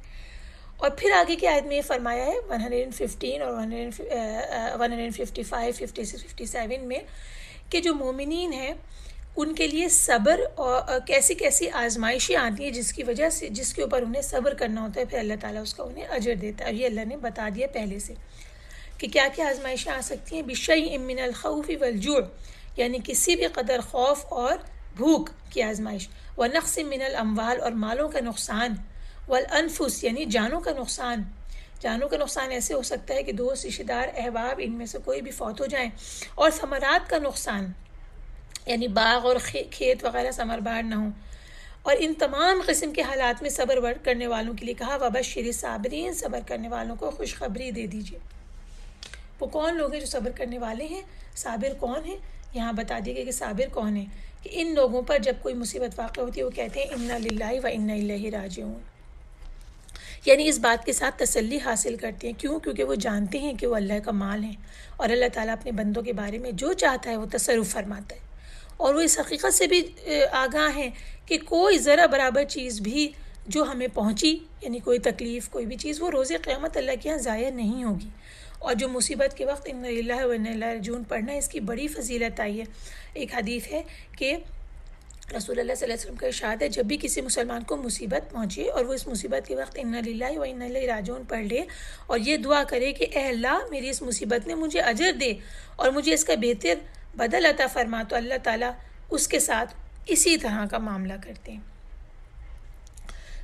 اس کے بعد آیات کا اگلا مجموعہ شروع کرتے ہیں، جو کہ 158 آیت سے شروع ہو کے 176 آیت تک جاتا ہے۔ بسم اللہ الرحمن الرحیم۔ بے شک صفا اور مروہ اللہ کی نشانیوں میں سے ہیں، پس جو شخص بیت اللہ کا حج یا عمرہ کرے تو اس پہ کوئی گناہ نہیں کہ وہ ان دونوں کا طواف کرے، اور جو شخص خوشی سے کوئی نیکی کرے تو بے شک اللہ قدر کرنے والا، خوب جاننے والا ہے۔ بے شک جو لوگ ہمارے نازل کردہ صریح دلائل اور ہدایت کی باتوں کو چھپاتے ہیں اس کے بعد کہ ہم نے لوگوں کے لیے ان کو کتاب میں کھول کر بیان کر دیا ہے، وہی لوگ ہیں جن پہ اللہ لعنت کرتا ہے اور سب لعنت کرنے والے لعنت کرتے ہیں، مگر وہ لوگ کہ جنہوں نے توبہ کی اور اپنی اصلاح کر لی اور حق کو کھول کر بیان کیا تو وہی لوگ ہیں جن کی میں توبہ قبول کرتا ہوں، اور میں بہت زیادہ توبہ قبول کرنے والا، بہت رحم کرنے والا ہوں۔ بے شک جن لوگوں نے کفر کیا اور اس حال میں مر گئے کہ وہ کافر تھے تو وہی لوگ ہیں جن پر اللہ کی، فرشتوں کی اور سب لوگوں کی لعنت ہے، اور اس لعنت میں ہمیشہ رہیں گے، نہ تو ان سے عذاب ہلکا کیا جائے گا اور نہ انہیں مہلت ہی دی جائے گی۔ اللہم اجرنا من النار یا رب العالمین۔ اور تمہارا معبود ایک ہی ہے، اس کے سوا کوئی معبود نہیں، وہ نہایت مہربان رحم کرنے والا ہے۔ بے شک آسمانوں اور زمین کی پیدائش میں اور رات اور دن کے بدل بدل کر آنے جانے میں، اور ان کشتیوں میں جو سمندر میں ان چیزوں کو لیے چلتی ہیں جو لوگوں کو نفع دیتی ہیں، اور اللہ کے نازل کردہ آسمانی پانی میں کہ پھر اس کے ذریعے سے زمین کو جو مردہ ہو چکی تھی زندہ کیا، اور ان ہر قسم کے جانوروں میں جو اس نے زمین میں پھیلائے ہیں، اور ہواؤں کے پھیرنے میں، اور بادلوں میں جو آسمان اور زمین کے درمیان پابند کر دیے گئے ہیں، عقل مندوں کے لیے نشانیاں ہیں۔ اور بعض لوگ وہ ہیں جو اللہ کے سوا دوسروں کو شریک ٹھہراتے ہیں، وہ ان سے یوں محبت کرتے ہیں جیسے اللہ سے محبت کرنی چاہیے، اور ایمان والے اللہ کی محبت میں زیادہ سخت ہیں۔ اور جن لوگوں نے ظلم کیا اگر وہ اس وقت کو دنیا ہی میں دیکھ لیں جب وہ عذاب دیکھیں گے تو جان لیں کہ بے شک ساری قوت اللہ ہی کے لیے ہے، اور یہ کہ بے شک اللہ شدید عذاب والا ہے۔ اللہم لا تقتلنا بغضبک ولا تہلکنا بعذابک وعافنا قبل ذلک، آمین یا رب العالمین۔ جب وہ لوگ جن کی پیروی کی گئی تھی ان لوگوں سے بیزار ہو جائیں گے جنہوں نے پیروی کی تھی، اور وہ عذاب دیکھیں گے اور ان کے تمام تعلقات کٹ جائیں گے، اور جن لوگوں نے پیروی کی تھی وہ کہیں گے کاش کہ ہمارے لیے ایک بار دنیا میں واپسی ہو تو ہم بھی ان لوگوں سے اسی طرح بیزار ہو جائیں جس طرح وہ ہم سے بیزار ہو گئے ہیں۔ اللہ ان کے اعمال کو ناکام خواہش بنا کر ان کے سامنے اسی طرح دکھا دے گا، اور وہ آگ کے عذاب سے نکلنے والے نہیں ہیں۔ اے لوگو، تم ان چیزوں میں سے کھاؤ جو زمین میں حلال اور پاکیزہ ہیں، اور مت پیروی کرو شیطان کے قدموں کی، بے شک وہ تمہارا کھلا دشمن ہے۔ بس وہ تو تمہیں صرف برائی اور بے حیائی کا حکم دیتا ہے، اور یہ کہ تم اللہ کے بارے میں وہ باتیں کہو جو تم نہیں جانتے۔ اور جب ان سے کہا جاتا ہے کہ تم اس قرآن کی پیروی کرو جو اللہ نے نازل کیا تو کہتے ہیں نہیں، بلکہ ہم تو اسی چیز کی پیروی کریں گے جس پر ہم نے اپنے باپ دادا کو پایا۔ کیا وہ پیروی کریں گے اگرچہ ان کے باپ دادا کچھ نہ سمجھتے ہوں اور نہ انہوں نے راہ ہدایت ہی پائی ہو؟ اور جن لوگوں نے کفر کیا ان کی مثال اس شخص کی سی ہے جو اس جانور کو پکارتا ہے جو پکارنے اور چلانے کے سوا کچھ نہیں سنتا۔ وہ بہرے، گونگے اور اندھے ہیں، اس لیے وہ عقل نہیں رکھتے۔ اے لوگو جو ایمان لائے ہو، تم ان پاکیزہ چیزوں میں سے کھاؤ جو ہم نے تمہیں رزق کے طور پر دی ہیں، اور اللہ کا شکر کرو اگر تم اس کی عبادت کرتے ہو۔ اللہ نے تو تم پر صرف مردار، خون، خنزیر کا گوشت اور وہ چیز حرام کی ہے جس پہ اللہ کے سوا کسی کا نام پکارا جائے۔ پھر جو شخص مجبور ہو جائے یا وہ سرکشی کرنے والا اور حد سے گزرنے والا نہ ہو تو اس پہ کوئی گناہ نہیں۔ بے شک اللہ بہت بخشنے والا، بڑا رحم کرنے والا ہے۔ بے شک جو لوگ اللہ کی نازل کی کتاب میں سے کچھ باتیں چھپاتے ہیں اور اس کے بدلے تھوڑا سا مول لیتے ہیں، وہ اپنے پیٹوں میں آگ کے سوا کچھ نہیں بھرتے، اور قیامت کے دن اللہ ان سے کلام نہیں کرے گا اور نہ انہیں پاک ہی کرے گا، اور ان کے لیے دردناک عذاب ہے۔ وہی لوگ ہیں جنہوں نے ہدایت کے بدلے گمراہی اور بخشش کے بدلے عذاب خریدا، چنانچہ وہ آگ پر کس قدر صبر کرنے والے ہیں۔ یہ اس لیے کہ بے شک اللہ نے حق کے ساتھ کتاب نازل فرمائی، اور بے شک جن لوگوں نے کتاب میں اختلاف کیا وہ مخالفت میں بہت دور چلے گئے۔ یہ ہم نے 176 تک کی ترجمہ پڑھ لیا۔ اب دوبارہ سے ہم آ جاتے ہیں 158 جہاں سے ہم نے شروع کیا تھا۔ تو 158 آیت کی ایک شان نزول بیان کی جاتی ہے، اس کو دیکھ لیتے ہیں کہ اللہ نے یہ فرمایا کہ بے شک صفا اور مروہ اللہ کی نشانیوں میں سے ہیں، پس جو شخص بیت اللہ کا حج عمرہ کرے تو اس پہ کوئی گناہ نہیں کہ وہ ان دونوں کا طواف کرے۔ تو اس میں یہ آتا ہے کہ حضرت عائشہ رضی اللہ تعالیٰ عنہ جو ہیں وہ عرض کرتی ہیں، کہتی ہیں، جب ان سے اس بارے میں سوال کیا گیا، وہ کہتی ہیں کہ بات یہ ہے کہ یہ آیت ان انصار کے بارے میں نازل ہوئی جو اسلام سے قبل منات جو بت تھا اس کے پاس لبیک کہتے تھے، جس کی وہ مشلل کے پاس عبادت کیا کرتے تھے، اور جو منات کے پاس لبیک کہہ دیتا وہ صفا و مروہ کے طواف میں حرج محسوس کرتا تھا۔ تو اس کے بارے میں سوال کرتے ہوئے انہوں نے رسول اللہ صلی اللہ علیہ وسلم سے پوچھا تھا، یعنی معاملہ کیا ہے، یہاں میں اپنی ایکسپلینیشن بتا رہی ہوں کہ معاملہ یہاں پر یہ ہے کہ اس بات میں وہ لوگ حرج محسوس کرتے تھے کہ وہ صفا اور مروہ کا طواف کریں حج کے دوران۔ اب یہاں پہ رسول اللہ صلی اللہ علیہ وسلم کا کلام شروع ہوتا ہے۔ وہ عرض کرتے ہیں کہ اے اللہ کے رسول، ہم زمانے جاہلیت میں تو صفا اور مروہ کے طواف میں حرج سمجھتے تھے۔ تو اس موقع پہ اللہ تعالیٰ نے آیت کریمہ کو نازل فرمایا۔ تو حضرت عائشہ نے فرمایا کہ پھر رسول اللہ صلی اللہ علیہ وسلم نے صفا و مروہ کے طواف کو مسنون قرار دے دیا، لہٰذا کسی کے لیے ان کے طواف کو ترک کرنا جائز نہیں ہے۔ یعنی یہ اب ارکان میں سے شامل ہو گیا، بن گیا۔ اس کے بعد جو لگاتار آیات آئی ہیں جس میں کہ اللہ تعالیٰ نے اپنی بڑی بڑی نشانیاں بیان کی ہیں۔ 164 آیت ہے جس میں بڑی بڑی اللہ نے تک جو آیات ہیں اس میں نشانیاں بیان کی ہیں۔ تو پھر ہم یہ دیکھتے ہیں کہ وہ کون کون سی نشانیاں ہیں ان آیات میں۔ اس آیت میں 164 میں اللہ تعالیٰ نے الوہیت میں اپنے یکتا ہونے کی دلیل بیان کی ہے کہ اسی نے آسمان و زمین کو، جو کچھ اس میں سب کو پیدا کیا، اسی نے تمام مخلوقات کو پیدا کیا، یہ سب اس کی وحدانیت کا ثبوت فراہم کر رہی ہیں۔ سب سے پہلے خلق السماوات والارض، یعنی کہ آسمان کے اور زمین کے پیدا کرنے والوں میں آسمان کی رفعت، آسمان کی وسعت، اس کے اندر جو تارے اور کواکب ہیں اور ستارے اور سیارے ہیں، اور کس طرح سے اس کی کثافت ہے، اور کس طرح سے پہاڑ، سمندروں، جنگلوں، بیابانوں اور آبادیوں میں وہ فائدے ہیں جو اللہ تعالیٰ نے زمین کے اندر رکھ دیے ہیں۔ آسمان اور زمین ان دونوں کے اندر جو نشانیاں ہیں انہیں دیکھو۔ اور اس کے بعد آیا واختلاف اللیل والنہار، اور رات اور دن کے ایک دوسرے کے پیچھے آنے میں جو نشانی ہے۔ بہت ساری جگہوں میں یہ آتا ہے، سورہ یاسین میں آ رہا ہے کہ نہ تو سورج ہی سے ہو سکتا ہے کہ چاند کو جا پکڑے، اور نہ رات ہی دن سے پہلے آ سکتی ہے، اور سب اپنے اپنے دائرے میں تیر رہے ہیں۔ اس میں نشانیاں ہیں۔ وہی اللہ ہے جس کو رات کو دن میں داخل کرتا ہے اور دن کو رات میں داخل کرتا ہے، سورہ حج میں آتا ہے۔ اور اس کے بعد آیا کہ وہ نشانی کشتی کی کہ جو سمندروں میں فائدے کے لیے رواں دواں ہیں۔ اب اس میں بھی نشانی ہے کہ دریاؤں اور سمندروں کے مسخر کر دیا، جو کشتیوں اور جہازوں کو ایک کنارے سے دوسرے کنارے تک پہنچا دیتے ہیں۔ پھر اس کے بعد نشانی بتائی کہ پانی جو آسمان سے نازل ہو رہا ہے اور اس کی وجہ سے مردہ پڑی ہوئی زمین دوبارہ زندہ ہو رہی ہے۔ سورہ یاسین کی آیت ہے 33 سے 36، اور ایک نشانی ان کے لیے مردہ زمین ہے کہ ہم نے اس کو زندہ کیا اور اسی میں سے اناج اگایا، پھر یہ اس میں سے کھاتے ہیں۔ اس سب کے بعد اللہ تعالیٰ نے یہ فرمایا سورہ یاسین میں، پھر کیا یہ شکر نہیں کرتے؟ یعنی کہ یہ ساری آیتوں پر، نشانیوں پر غور کرنے کے بعد شکر کرنا بنتا ہے۔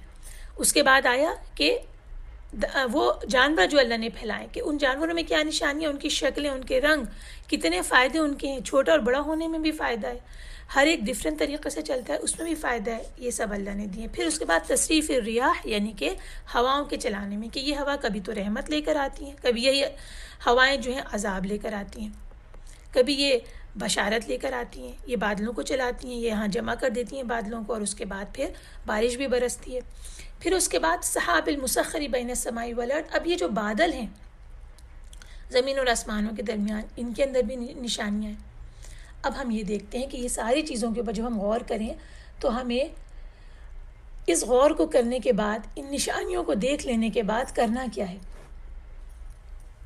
غور کرنے کے بعد کیا کرنا ہے، سورہ آل عمران کی آیت آ رہی ہے 190 اور 191، انشاءاللہ ہم اس کو آگے بھی پڑھیں گے، ابھی بھی پڑھ لیتے ہیں کہ بے شک آسمانوں اور زمین کی پیدائش اور رات اور دن کے بدل بدل کر آنے جانے میں عقل والوں کے لیے نشانیاں ہیں، جو کھڑے بیٹھے اور لیٹے ہر حال میں اللہ کو یاد کرتے ہیں، آسمان زمین کی پیدائش پر غور کرتے ہیں اور کہتے ہیں کہ اے ہمارے رب، تو نے اس مخلوق کو بے فائدہ نہیں پیدا کیا، تو پاک ہے، تو ہمیں جہنم کے عذاب سے بچا لے۔ مختصر کریں گے اس کو اور پوائنٹ وائز دیکھتے ہیں کہ جو لوگ سب سے پہلی بات تو یہ کہ اللہ تعالیٰ کی ان پیدائشوں کے اوپر غور و فکر کرتے ہیں، پہلی بات تو یہ ہو گئی، اولو الالباب جو ہیں وہ غور و فکر کرتے ہیں۔ دوسری بات، وہ اس کے اوپر غور و فکر کرنے کے بعد سورہ یاسین میں ہم نے کیا دیکھا کہ وہ شکر ادا کرتے ہیں کہ اللہ نے سب کچھ ہمیں دیا۔ اس کے بعد یہاں سورہ آل عمران میں کیا دیکھا ہم نے کہ وہ کھڑے اور بیٹھے اور لیٹے ہر حال میں اللہ کو یاد کرتے ہیں، یعنی کہ اللہ کو یاد کرنے والے ہوتے ہیں لازماً۔ اور اس کے بعد وہ یہ دعا کرتے ہیں کہ اللہ تعالیٰ ہمیں جہنم کے عذاب سے بچا لے، اللہ تعالیٰ ہمیں انہی لوگوں میں شامل کرے، آمین۔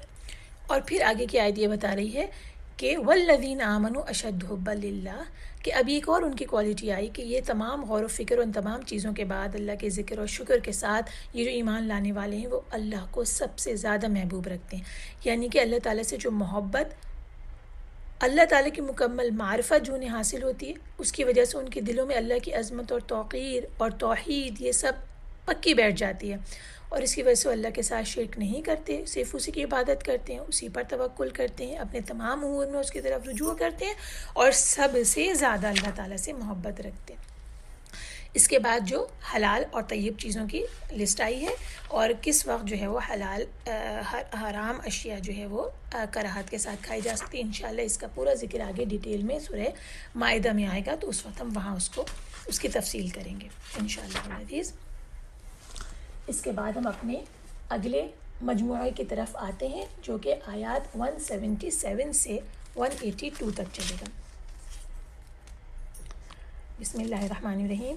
نیکی یہ نہیں کہ تم اپنے منہ مشرق اور مغرب کی طرف پھیر لو، بلکہ نیکی تو اس شخص کی ہے جو اللہ پر، آخرت کے دن پر، فرشتوں پر، آسمانی کتابوں پر اور نبیوں پر ایمان لائے، اور مال سے محبت کے باوجود اسے رشتہ داروں، یتیموں، مسکینوں، مسافروں، سوال کرنے والوں اور گردنیں چھڑانے کے لیے خرچ کرے، اور صلاۃ قائم کرے اور زکوٰۃ دے۔ اور نیکی اس کی بھی ہے جو جب عہد کریں تو اپنا عہد پورا کریں، اور تنگ دستی اور تکلیف میں اور لڑائی کے وقت صبر کریں، وہی لوگ سچے اور وہی متقین ہیں۔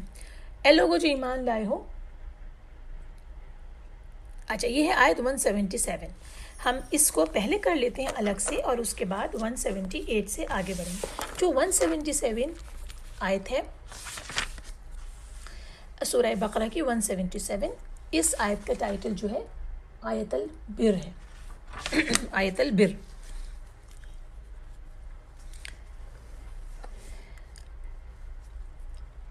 آیت البر جو ہے لیس البر ان تولوا وجوہکم قبل المشرق والمغرب، یہاں سے لے کے واولئک هم المتقون یہاں تک کی آیت ہے۔ اس کی ایک شان نزول ہے، اس کو بیان کرتے ہیں۔ یہ آیت کریمہ عظیم جملوں، ٹھوس قواعد اور مستقیم عقائد پر مشتمل ہے۔ جہاں تک اس کی تفسیر کا تعلق ہے تو اللہ تعالیٰ نے پہل مسلمانوں کو جب بیت المقدس کی طرف منہ کر کے صلاۃ ادا کرنے کا حکم دیا، پھر اسے منسوخ کر کے بیت اللہ کی طرف منہ کرنے کا حکم دیا، تو یہ بات اہل کتاب کی ایک جماعت اور بعض مسلمانوں پر بھی گراں گزری۔ اللہ تعالیٰ نے اس حکم کی تبدیلی میں جو حکمت تھی اسے یہاں بیان فرمایا ہے کہ اللہ تعالیٰ کی اطاعت اور اس کے احکام کے سامنے سر تسلیم خم کیا جائے، اور رخ اس طرف کرنا ہے جس طرف وہ حکم دے، اور اتباع اس کی کرنی ہے جسے وہ شریعت قرار دے، یہی نیکی اور تقوی اور ایمان کامل ہے۔ پھر یہاں پہ یہ بتا دیا کہ نیکی یہ نہیں کہ تم مشرق و مغرب کی طرف منہ کر لو، بلکہ نیکی یہ ہے، اب یہ پوری آیت ڈیٹیل میں چلے گی، کہ نیکی یہ ہے کہ من آمن باللہ، سب سے پہلے جو اللہ پر ایمان لایا، پھر یوم الآخر آخرت پر ایمان لایا، والملائکتی اور فرشتوں کے اوپر، والکتابی اور نبیوں کتب کے اوپر، والنبیین اور نبیوں کے اوپر، ان تمام کے اوپر ایمان لانا جن کو کہ نبی پاک صلی اللہ علیہ وسلم نے ایمان کے تمام معنی سکھائے، ان تمام معنوں کے ساتھ ایمان لانا۔ دیکھیں اس بات کو یاد رکھیے کہ ایمان لانے کا مطلب یہ نہیں کہ ہم ان تمام چیزوں کے اوپر ایمان لاتے ہیں کہ اللہ کی طرف سے اور درست ہیں۔ بلکہ ان کے ان نکات کے ساتھ، ان ڈیٹیلز کے ساتھ جو ہمیں کتاب اللہ اور رسول اللہ صلی اللہ علیہ وسلم کی احادیث سے پتہ چلتی ہیں، ان کے اوپر ایمان لانا۔ یہ تو ایمان کا چیپٹر ہوا، اور اس کے بعد اب عمل آیا، وآت المال علی حبہ۔ اب یہ آیا کہ اور باوجود مال عزیز رکھنے کے، حب ہی یعنی مال کے حب کے باوجود، مال کی محبت کے باوجود اللہ کی راہ میں مال کو خرچ کرتے۔ حضرت ابو ہریرہ سے مروی حدیث ہے کہ رسول اللہ صلی اللہ علیہ وسلم سے افضل صدقے کے متعلق پوچھا گیا تو آپ نے فرمایا افضل صدقہ یہ ہے کہ تو اپنی صحت اور مال کی محبت کی حالت میں صدقہ کرے، جبکہ تجھے کمی اور فقر کا اندیشہ ہو اور مال کی زیادتی کی رغبت بھی ہو۔ کیا معنی اس کے کہ جس وقت تم یہ چاہتے ہو کہ تمہارا مال بڑھے، تمہیں شوق ہو، اور تمہیں یہ بھی ڈر ہو کہ مال خرچ کرنے سے کم ہو جائے گا، ایسے وقت میں تم اللہ کی راہ میں نکالو۔ یہ ہے حب ہی یعنی مال کا حب۔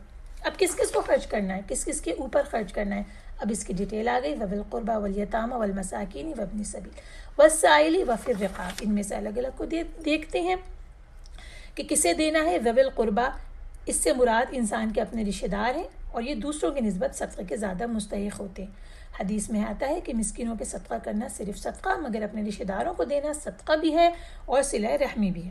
اس کے بعد آیا والیتامہ، اور یتامہ سے مراد وہ بچے ہیں جن کا کمانے والا کوئی نہ ہو، ان کے باپ فوت ہو گئے ہوں اور وہ کمزور اور چھوٹے ہوں اور ابھی بلوغت کی عمر کو نہ پہنچے ہوں۔ اور رسول اللہ صلی اللہ علیہ وسلم کی حدیث ہے لا یتما بعد الحلم، یعنی کہ بلوغت کے بعد یتیمی نہیں ہے۔ یتیم کی ڈیفینیشن میں وہ ہوگا جو کہ ابھی بالغ نہیں ہوا۔ پھر اس کے بعد مساکین سے مراد وہ لوگ ہیں جن کے پاس اپنی خوراک، لباس، رہائش کی ضرورتوں کے لیے کافی مال نہ ہو، لہٰذا ان کو بھی مال دیا جائے تاکہ یہ اپنی ضرورتوں اور حاجتوں کو پورا کر سکیں۔ حضرت ابو ہریرہ سے روایت ہے کہ رسول اللہ صلی اللہ علیہ وسلم فرماتے ہیں، اب دیکھیں مسکین کی ڈیفینیشن آ رہی ہے، غور سے سنیے۔ مسکین وہ نہیں ہے جو مانگتا پھرتا ہو اور وہ ایک یا دو لقمے، ایک یا دو کھجوریں اسے لوٹا دیتی ہوں۔ صحابہ نے عرض کیا کہ مسکین کون ہے؟ فرمایا مسکین تو وہ ہے جس کے پاس نہ تو اس قدر مال ہو جو اس کی ضرورت کے لیے کافی ہو، اور نہ اس کی احتیاج کی بابت علم ہو کہ اسے صدقہ دیا جائے۔ یہ رسول اللہ صلی اللہ علیہ وسلم نے مسکین کی ڈیفینیشن فرمائی۔ اس کے بعد وابن السبیل، اس سے مراد مسافر ہے جس کا زاد راہ ختم ہو گیا ہو تو اسے اس قدر دیا جا سکتا ہے جس سے وہ اپنے گھر پہنچ سکے۔ اسی طرح ابن السبیل میں علماء نے یہ کہا کہ جو شخص نیکی کی خاطر کسی سفر کا ارادہ کرتا ہے اور آمد و رفت کے اخراجات پورے کرنے کے لیے اس کے پاس مال نہیں ہے تو اس کو اپنے سفر کی جہاں سے جائے مقیم ہے وہیں سے مال دیا جا سکتا ہے۔ یہ بھی ابن سبیل میں آ گیا کہ اب اس کے بعد وہ سفر شروع کرے گا۔ اس کے بعد سائلین آ گئے، اس سے مراد وہ لوگ ہیں جو مانگتے ہیں اور انہیں زکوٰۃ کے صدقات دیے جاتے ہیں۔ اس کے بعد پھر رقابی، رقاب سے مراد یہ کہ وہ غلاموں کو دیا جائے جنہوں نے اپنے مالکوں کو یہ لکھ کر دے دیا ہے کہ وہ اپنی آزادی کے لیے انہیں اس قدر مال دیں گے، لیکن وہ اتنا مال بنانے کی قدرت نہیں رکھتے، تو یہ پھر رقاب میں آ گیا۔ تو دیکھیں سائلین اور مساکین دو الگ الگ کیٹیگری آ گئی، یہ ذہن میں رکھیں۔ سائلین آ کر مانگ رہے ہیں، اپنے ہاتھ کو پھیلا رہے ہیں، لیکن مسکین وہ ہے جو کہ مانگتا نہیں پھرتا اور اس کے پاس اتنا بھی نہیں ہوتا، تو اس کو تلاش کرنا اور اس تک پہنچنا۔ یہ مال کے خرچ کے بعد آ گیا اقامۃ الصلاۃ، یعنی کہ صلاح قائم کرتے ہیں، مطلب یہ کہ انہوں نے افعال صلاۃ کو ان کے اوقات میں سر انجام دیا ہے۔ وہ رکوع، سجود، طمانینت، خشوع ان سب کے ساتھ صلاۃ ادا کرتے ہیں جو کہ اللہ تعالیٰ کو مطلوب ہے اور پسندیدہ ہے، ایسی صلاۃ ادا کرنے والے۔ پھر اس کے بعد آت الزکوٰۃ، یعنی مال کی زکوٰۃ مراد ہے۔ اور اس کے بعد ان کے کوالٹی کیا آئی؟ والموفون بعہدہم اذا عاہدوا، یہ بھی بر ہے کہ جب وہ عہد کر لیں تو اس کو پورا کریں۔ تو یہ عہد کے بارے میں سوال کیا جائے گا، سورہ رعد میں ہے، جو اللہ کے عہد کو پورا کرتے ہیں اور قرار کو نہیں توڑتے۔ الذین یوفون بعہد اللہ ولا ینقضون المیثاق، عہد کو پورا کرنا اور اس کو نہ توڑنا۔ اور اس کے بعد صابرین، صبر آ جاتا ہے کہ یہ لوگ صبر کرتے ہیں۔ صابرین فی البأساء والضراء وحین البأس، ان تینوں کی الگ الگ مطلب بتائے گئے ہیں کہ صبر کرنے والے بأساء سختی میں جب سخت وقت ہو، والضراء تکلیف میں، وحین البأس جب مارکا ہو۔ باسا سے مراد حالت فقر ہے، ضراء سے مراد کوئی مرض یا کوئی بیماری کی حالت ہے، اور حین البعث سے مراد یہ ہے کہ جب دشمن سے مدبر ہو جائے۔ یہ تینوں حالتیں مومنین کے اوپر آتی ہیں اور اللہ تعالیٰ نے بتایا کہ اس پر صبر کرنے والوں کا کیا اجر ہے۔ اولئک الذین صدقوا، یہی وہ لوگ ہیں جو سچے ہیں، اپنے ایمان میں سچے ہیں۔ کیونکہ انہوں نے اپنے قلبی ایمان کو اپنے قول اور اپنے فعل کے ساتھ سچ کر دیا. سبحان اللہ. وَأُولَٰئِكَ هُمُ الْمُتَّقُونَ، اور یہی لوگ ہیں جو تقویٰ کرنے والے ہیں، کیونکہ یہ محرمات سے بھی بچے رہے اور اطاعت کو بھی انجام دیتے رہے، تو یہی لوگ تقویٰ کرنے والے ہیں.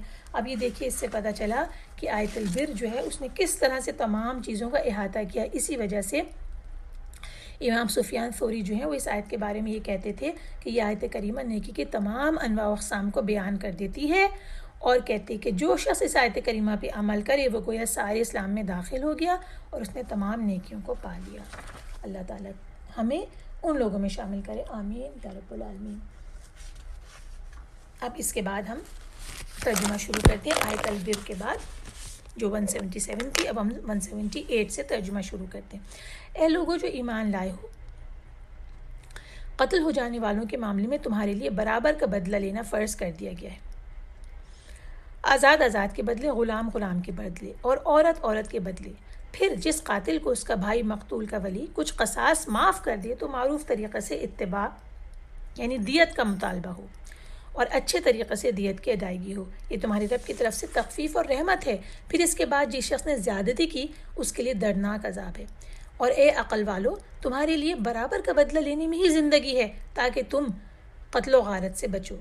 تم پر فرض کر دیا گیا کہ جب تم میں سے کسی کو موت آنے لگے اور وہ مال چھوڑے جا رہا ہو تو والدین اور رشتہ داروں کے لیے معروف طریقے سے وصیت کرے. یہ متقیوں پر لازم ہے. پھر جو شخص اس وصیت کو سن لینے کے بعد بدل دے تو اس کا گناہ انہی لوگوں پر ہوگا جو اسے بدلیں گے. بے شک اللہ خوب سننے والا، خوب جاننے والا ہے. پھر اگر کسی کو وصیت کرنے والے کی طرف سے حق تلفی یا کسی گناہ کا ڈر ہو اور وہ ان میں صلح کرا دے تو اس پر کوئی گناہ نہیں. بے شک اللہ بہت بخشنے والا، بہت رحم کرنے والا ہے. قصاص کے بارے میں جب آگے تفصیلات آئیں گی تو ہم اس کی تفصیل کو دیکھیں گے، لیکن یہاں پر ہم اس آیت کو لے لیتے ہیں کہ ذالک تخفیف من ربکم ورحمہ. اللہ تعالیٰ نے اسے اپنی طرف سے تخفیف اور رحمت بنائی. یہ جو قصاص کا حکم امت مسلمہ کو دیا، اسے اپنی طرف سے تخفیف اور رحمہ بتایا. کیسے، اس کو دیکھ لیتے ہیں. اللہ تعالیٰ نے فرمایا کہ قتل عمد میں یعنی جان بوجھ کر قتل کرنے میں جو دیت اللہ تعالیٰ نے قرار دے دی ہے تو یہ بھی اللہ کی طرف سے آسانی اور مہربانی ہے. کیا تھا کہ سابقہ امتوں میں صرف یہ حکم تھا کہ یا تو قاتل کو بطور قصاص میں قتل کر دیا جائے گا یا اسے مقتول کے ورثہ چاہیں تو معاف کر دیں. یہ دو آپشنز تھے. جیسا کہ سعید بن منصور نے حضرت ابن عباس سے روایت کیا ہے کہ اللہ تعالیٰ نے بنی اسرائیل کے لیے قصاص ہی کو فرض قرار دیا تھا، ان میں معافی کا حکم نہیں تھا. اسی لیے اللہ تعالیٰ نے اس امت سے فرمایا کہ تم کو مقتولوں کے بارے میں قصاص کا حکم ہے. یعنی کسی شریعت میں پہلے صرف قتل کے بدلے قتل تھا اور کسی شریعت میں یہ تھا کہ قتل کے بدلے قتل کرو، اور اگر مقتولین کے وارثین چاہیں کہ معاف کر دیں تو معاف کر سکتے ہیں. ٹھیک ہے. ہماری جو شریعت ہے اس میں تیسری آپشن شامل کی گئی. کیا آپشن شامل کی گئی؟ کہتے ہیں کہ امام قتادہ فرماتے ہیں کہ اللہ تعالیٰ نے اس امت پر رحم فرمایا ہے اور انہیں دیت بطور رزق عطا کی ہے، جبکہ سابقہ امتوں میں کہ کسی بھی ایک کے لیے حلال نہ تھی دیت. اہل تورات کے لیے حکم قصاص کا تھا یا معافی کا تھا کہ وہ معاف کر دیں، لیکن اس امت کے لیے اللہ نے 3 آپشنز رکھے ہیں: قصاص کا آپشن، معافی کا آپشن اور دیت کا آپشن. تو اس سے ہمیں پتہ چلا کہ اللہ تعالیٰ نے اسے ہمارے لیے رحمت بنایا. اس کے بعد والی جو آیات آتی ہیں اچھا، پھر اس میں یہ دیکھ لیتے ہیں کہ اللہ تعالیٰ نے جو بتایا کہ قصاص تمہارے لیے زندگی ہے. کیسے؟ اللہ نے تمہیں جو قصاص کا حکم دیا ہے کہ قاتل کو قتل کر دیا جائے تو اس میں ایک عظیم حکمت پنہا ہے، اور وہ یہ ہے کہ سینکڑوں لوگوں کی بقا اور ان کی حفاظت ہے. اور وہ اس طرح کہ جب قاتل کو یہ معلوم ہو کہ اگر اس نے قتل کیا تو اسے بھی اسی طرح قتل کر دیا جائے گا تو وہ اپنے آپ کو اس سے باز رکھے گا. اور اس طرح قصاص کے حکم میں اللہ تعالیٰ نے بہت ساری جانوں کی زندگی کا راز پنہا کر دیا. یہ قصاص کا حکم ختم ہوا. اس کے بعد یہ جو آیت آ رہی ہے 180, 181 and 182، تم میں سے کسی کو موت آنے لگے اور وہ مال چھوڑا ہو تو وصیت کرے. ٹھیک ہے. تو یہ والی جو آیت ہے اس کے بارے میں ہم پڑھتے ہیں کہ والدین اور رشتہ داروں کے لیے جو وصیت کا حکم تھا اس کی پھر آگے منسوخی ہو گئی. اس آیت کریمہ میں والدین اور رشتہ داروں کے لیے وصیت کا حکم دیا گیا تھا.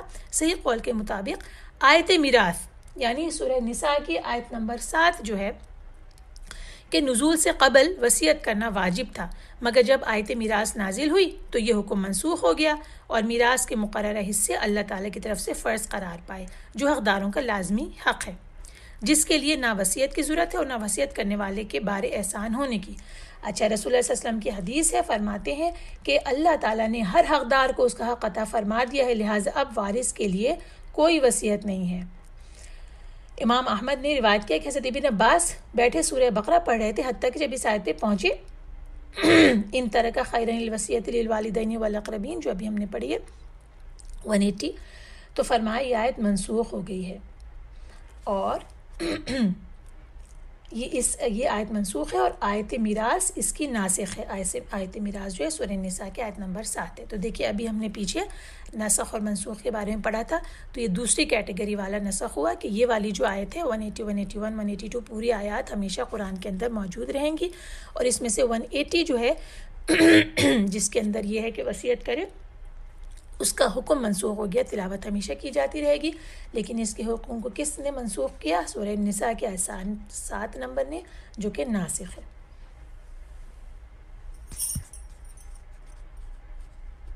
اس کے بعد جو آیت کا مجموعہ ہے 183 سے 195 تک چلے گا۔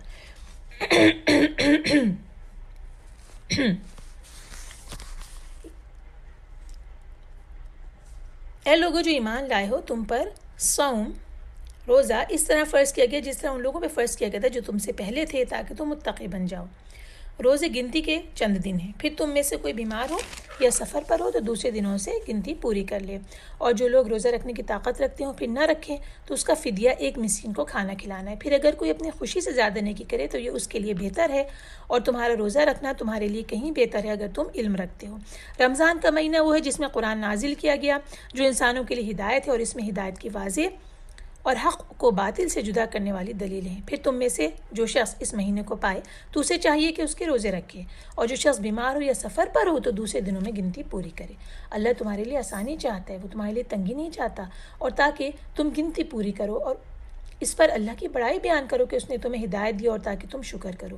اے نبی، جب میرے بندے آپ سے میرے بارے میں سوال کریں تو بے شک میں قریب ہوں، میں دعا کرنے والے کی دعا قبول کرتا ہوں جب بھی وہ مجھ سے دعا کرے۔ بس چاہیے کہ وہ میرے حکموں کو مانے اور مجھ پر ایمان لائیں تاکہ وہ ہدایت پائیں۔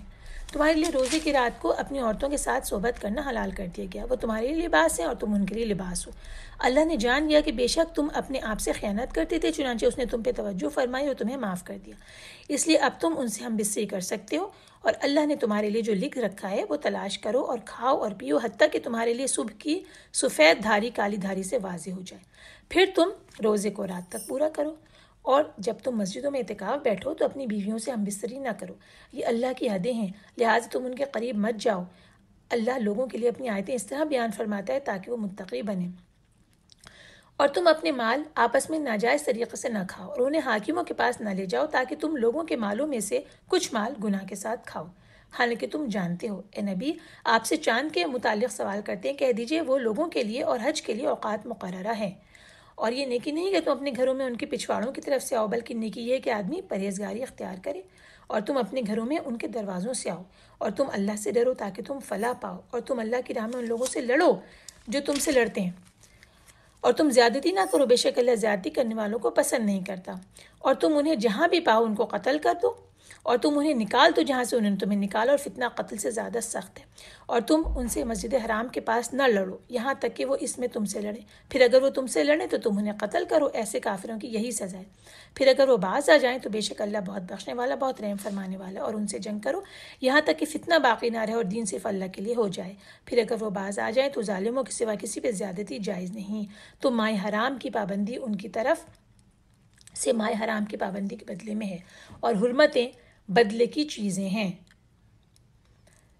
پس جو کوئی تم پر زیادتی کرے تو تم اس کے برابر اس پر زیادتی کرو جو زیادتی اس نے تم پر کی۔ اللہ سے ڈرو اور جان لو کہ بے شک اللہ پرہیزگاروں کے ساتھ ہے، اور تم اللہ کی راہ میں خرچ کرو اور اپنے ہاتھ ہلاکت میں نہ ڈالو، اور تم نیکی کرو، یقیناً اللہ نیکی کرنے والوں کو پسند کرتا ہے۔ تو یہ ہو گئی 195 تک۔ اب اس کو ہم کیونکہ کافی ساری چیزیں اس کے اندر آئی ہیں تو ان کو ایک کے بعد ایک دیکھتے چلے جاتے ہیں۔ سب سے پہلے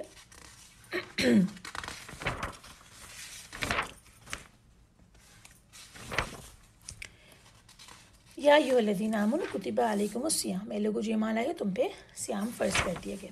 اچھا، اب یہاں روزے کا حکم سب سے پہلے آ رہا ہے جو کہ مسلمانوں کے اوپر اب فرض قرار دیا جائے گا۔ روزہ یہ ہے کہ خالص اللہ تعالیٰ کی رضا کے لیے نیت کے ساتھ کھانے پینے اور جنس تعلق سے رکا جائے۔ روزے میں بدن کے لیے بھی تزکیہ ہے اور شیطانوں کے راستوں کو تنگ کرنے کا اہتمام بھی ہے۔ اچھا، روزے کے بارے میں یہ پتہ چلتا ہے کہ امام بخاری و مسلم کی حدیث ہے کہ حضرت عائشہ بیان کرتی ہیں کہ پہلے عاشورے کا روزہ رکھا جاتا تھا، اور جب رمضان کے روزوں کو فرض قرار دیا گیا تو جو چاہتا روزہ رکھ لیتا اور جو چاہتا نہ رکھتا۔ یعنی عاشورے کے دن کے روزے کو جو پہلے فرض قرار دیا گیا تھا 10 محرم کا، رمضان کے فرض ہونے سے پہلے، تو وہ واجب تھا، ضروری تھا، لیکن پھر اس کے بعد اسے جو چاہتا رکھتا اور جو چاہتا نہ رکھتا عاشورہ کے دن کو۔ اب رمضان جو ہے فرض قرار دے دیا گیا، یہ 2 ہجری میں ہو گیا۔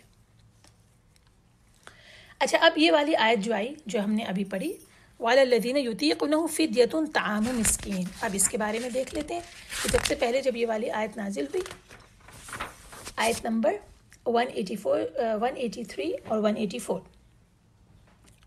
184 میں یہ حکم آ رہا ہے کہ جو لوگ روزہ رکھنے کی طاقت رکھیں لیکن روزہ نہ رکھیں، وہ روزے کے بدلے میں مسکین کو کھانا دیں۔ تو حضرت معاذ رضی اللہ عنہ سے روایت ہے کہ ابتدا میں حکم یہ تھا کہ جو چاہے روزہ رکھے اور جو چاہے روزہ نہ رکھے، اور اس کے بدلے ہر دن مسکین کو کھانا کھلا دے۔ اسی طرح امام بخاری نے سلمہ بن اکوع رضی اللہ عنہ سے بھی روایت کیا، سلمہ بن اکوع سے روایت کیا کہ جب یہ آیت نازل ہوئی تو جو روزہ نہ رکھنا چاہتا تھا وہ اس کے بدلے میں فدیہ ادا کر دیتا تھا، حتیٰ کہ اس کے بعد والی آیت نازل ہوئی جس نے اسے منسوخ کر دیا۔ اب یہ کون سی والی آیت ہے؟ نمبر دیکھیں، ابھی آگے آئے گا، شہر رمضان الذی 185، تو یہ سمجھ لیجئے کہ 184 جو تھی اس کو منسوخ کر دیا 185 نے، یعنی ناسخ کون سی ہو گئی؟ 185۔ اچھا، اب کیا ہے نسخ؟ یہ مقیم کے حق میں، اور جو شخص بیمار نہ ہو، صحت مند ہو، اس کے حق میں نسخ ہو گیا، آیت کا حکم نسخ ہو گیا کہ اگر وہ بالکل صحیح و صحت ہے اور وہ مسافر نہیں ہے بلکہ مقیم ہے تو پھر وہ روزے رکھے گا۔ فمن شہد منکم الشہر فلیصم، کس کے لیے جو ہے فدیہ الاؤڈ رہا؟ البتہ بہت بوڑھے، شیخ فانی، یعنی ایسا شخص بوڑھا ہو جو کس کے موت کے قریب ہو، قریب الموت، اور ایسا بیمار جس کے صحیح ہونے کی کوئی امید نہ ہو، ان کے لیے، یعنی جنہیں روزہ رکھنے کی استطاعت نہیں ہو، یہ اجازت آ گئی کہ وہ روزہ نہ رکھیں، اور ان کے لیے قضا بھی لازم نہیں ہوگی، کیونکہ ان کے لیے ایسی حالت ممکن نہیں ہے جس میں وہ روزے کی قضا دے سکیں۔ اس کے لیے ان کے لیے واجب ہوا کہ ہر دن کے عوض فدیہ دے دیں۔ یہاں پہ یہ بات کلیئر ہو گئی، ٹھیک ہے۔ اس کے بعد رمضان کی فضیلت اور رمضان میں قرآن کا نزول، اس کی آیات آتی ہیں، شہر رمضان الذی انزل فیہ القرآن ھدی للناس وبینات من الہدی والفرقان۔ تو یہ بتایا گیا کہ جو رمضان ہے اس کو قرآن کے ساتھ اللہ تعالیٰ نے، اور دیگر صحف کے ساتھ، رمضان کے مہینوں کو اللہ تعالیٰ نے مخصوص کیا، کیونکہ ہمیں یہ بات ملتی ہے کہ صحف ابراہیم رمضان کی پہلی رات، توراہ رمضان کی چھٹی رات، انجیل رمضان کی 13ویں رات، اور قرآن مجید اللہ تعالیٰ نے رمضان کی 24ویں رات میں نازل فرمائے۔ یہ مسند احمد کی ایک حدیث ہے۔ اب یہ آگے کہ فمن شہید منکم الشہر فلیصم، تو جم میں سے جو کوئی اس مہینے کو پائے تو اسے چاہیے کہ روزے رکھے۔ اس جملے میں رمضان کے روزے کو ہر اس شخص کے لیے واجب اور فرض قرار دیا جا رہا ہے جو اس مہینے میں موجود ہو، یعنی ماہ رمضان میں وہ اپنے شہر میں مقیم ہو، جسمانی طور پر صحت مند ہو تو وہ ضرور روزے رکھے۔ اور اس آیت نے سابقہ اباحت کو منسوخ کر دیا کہ صحیح مقیم شخص روزہ نہ رکھنے کے عوض میں ہر دن ایک مسکین کو کھانا کھلا دے۔ یہ والی بات ہم نے پہلے ہی بتا دی تھی۔ اس کے بعد آیا اللہ تعالیٰ تم پر آسانی چاہتا ہے اور تم پر تنگی نہیں چاہتا۔ اس کے کیا معنی ہوئے؟ اس کے معنی کہ اللہ تعالیٰ نے مرض، سفر اور اس طرح کے، جیسے عورت کے لیے اس زمانے میں اللہ تعالیٰ نے روزے کو معاف کر دیا لیکن وہ بعد میں اسے پورا کرے گی، اس طرح کی جو اللہ تعالیٰ نے آسانیاں دی ہیں اور دیگر عذروں کی حالت میں روزہ نہ رکھنے کی جو آسانی دی ہے وہ تمہارے حق میں آسانی چاہتا ہے۔ اور روزوں کی قضا کا حکم اس لیے دیا گیا تاکہ تم اپنے مہینے کے روزوں کی تعداد کو پورا کر لو، اور اس کے بعد اللہ تعالیٰ کا ذکر، عبادت کی تکمیل پہ اللہ کا ذکر، وَلِتُكَبِّرُوا اللَّهَ عَلَى مَا هَدَاكُمْ، جو ہدایت دی ہے اس کے بدلے اللہ کی تکبیر بیان کرو۔ اس کے بارے میں بھی بہت ساری جگہوں کے اوپر آتا ہے کہ جب اللہ تعالیٰ کو کوئی تمہیں آسانی دی ہو، سہولت دی ہو، عبادت کی توفیق عطا کی ہو تو تم اللہ تعالیٰ کی تکبیر بیان کرو۔ اور اسی سے آیت سے جو ہے علماء نے عید الفطر میں تکبیروں کے پڑھنے کا بھی استدلال لیا، کیونکہ رمضان ختم ہوتا ہے اور اللہ تعالیٰ کے ایک بہت بڑا احسان جو اس نے ہم پر کیا وہ اختتام پذیر ہوتا ہے، پھر ہم تکبیر بیان کرتے ہیں اور ہم صلاۃ العید کے لیے جاتے ہیں۔ اس کے بعد والی جو آیت ہے 186 وَإِذَا سَأَلَكَ عِبَادِي عَنِّي فَإِنِّي قَرِيبٌ، اس کے بارے میں پڑھ لیتے ہیں۔ اجیب دعوت الداعی اذا دعان فلیستجیبوا لی ولیؤمنوا بی لعلہم یرشدون۔ بہت پیاری آیت کہ امام احمد نے حضرت انس سے روایت کی کہ رسول اللہ صلی اللہ علیہ وسلم فرماتے ہیں، اللہ تعالیٰ فرماتے ہیں میں اپنے بندوں کے اس گمان کے مطابق ہوں جو وہ میرے بارے میں رکھتا ہے، اور میں اس کے ساتھ ہوتا ہوں جب وہ مجھ سے دعا کرتا ہے۔ سبحان اللہ۔ اس کے بارے میں اب یہ دعا کے بارے میں کچھ چیزیں ہیں جو ہم یہاں سے پڑھتے ہیں۔ رسول اللہ صلی اللہ علیہ وسلم فرماتے ہیں جب بھی کوئی مسلمان اللہ تعالیٰ سے ایسی دعا کرے جس میں کوئی گناہ کی بات یا قطع رحمی نہ ہو تو اللہ تعالیٰ اسے 3 باتوں میں سے ایک ضرور عطا فرما دیتے ہیں۔ یا تو اس کی دعا کو قبول فرما لیتے ہیں، یا تو اس کی دعا کو فوراً قبول فرما لیتے ہیں، یا اسے آخرت کے لیے ذخیرہ فرما دیتے ہیں، یا اس دعا کی برکت سے اسی طرح کی کسی مصیبت کو دور فرما دیتے ہیں۔ صحابہ کرام نے عرض کی کہ پھر تو ہم کثرت سے دعائیں کریں گے۔ رسول اللہ صلی اللہ علیہ وسلم نے فرمایا اللہ کی رحمت بھی بہت زیادہ اور بے پایا ہے، یعنی اللہ اکثر، رسول اللہ صلی اللہ علیہ وسلم نے فرمایا یعنی کتنی کثرت سے تم دعا کرو گے اللہ اکثر، اللہ اس سے بھی زیادہ کثرت والے ہے۔ تو 3 میں سے ایک طریقے سے دعا ضرور قبول ہوتی ہے۔ اور پھر یہ بھی حدیث آتی ہے کہ حضرت عبادہ بن صامت سے یہ آتی ہے کہ رسول صلی اللہ علیہ وسلم فرماتے ہیں کہ روئے زمین پر جو بھی مسلمان آدمی اللہ تعالیٰ سے دعا کرے تو اللہ تعالیٰ اس کی دعا کو قبول فرما لیتا ہے، یا اس کی دعا کی وجہ سے اسی طرح کی کسی مصیبت کو دور کر دیتا ہے، بشرط یہ کہ وہ ایسی دعا نہ کرے جس میں گناہ یا قطع رحمی کی کوئی بات ہو۔ اس کے بعد حضرت ابو ہریرہ کی حدیث یہ بیان ہوتی ہے کہ رسول فرماتے تم میں سے ہر ایک کی دعا قبول ہوتی ہے بشرطے کہ وہ عجلت سے کام نہ لے۔ عجلت یہ ہے کہ وہ کہے کہ میں دعا کرتا ہوں مگر میری دعا قبول نہیں ہوتی۔ اس میں چند باتیں ہیں جو سمجھ لینی چاہیے کہ اللہ تعالیٰ نے کہا کہ میں اپنے بندے سے قریب ہوں، ٹھیک ہے، اجیب دعوت الداعی اذا دعان، اللہ نے کہا کہ میں ضرور جواب دیتا ہوں جب وہ دعا کرے۔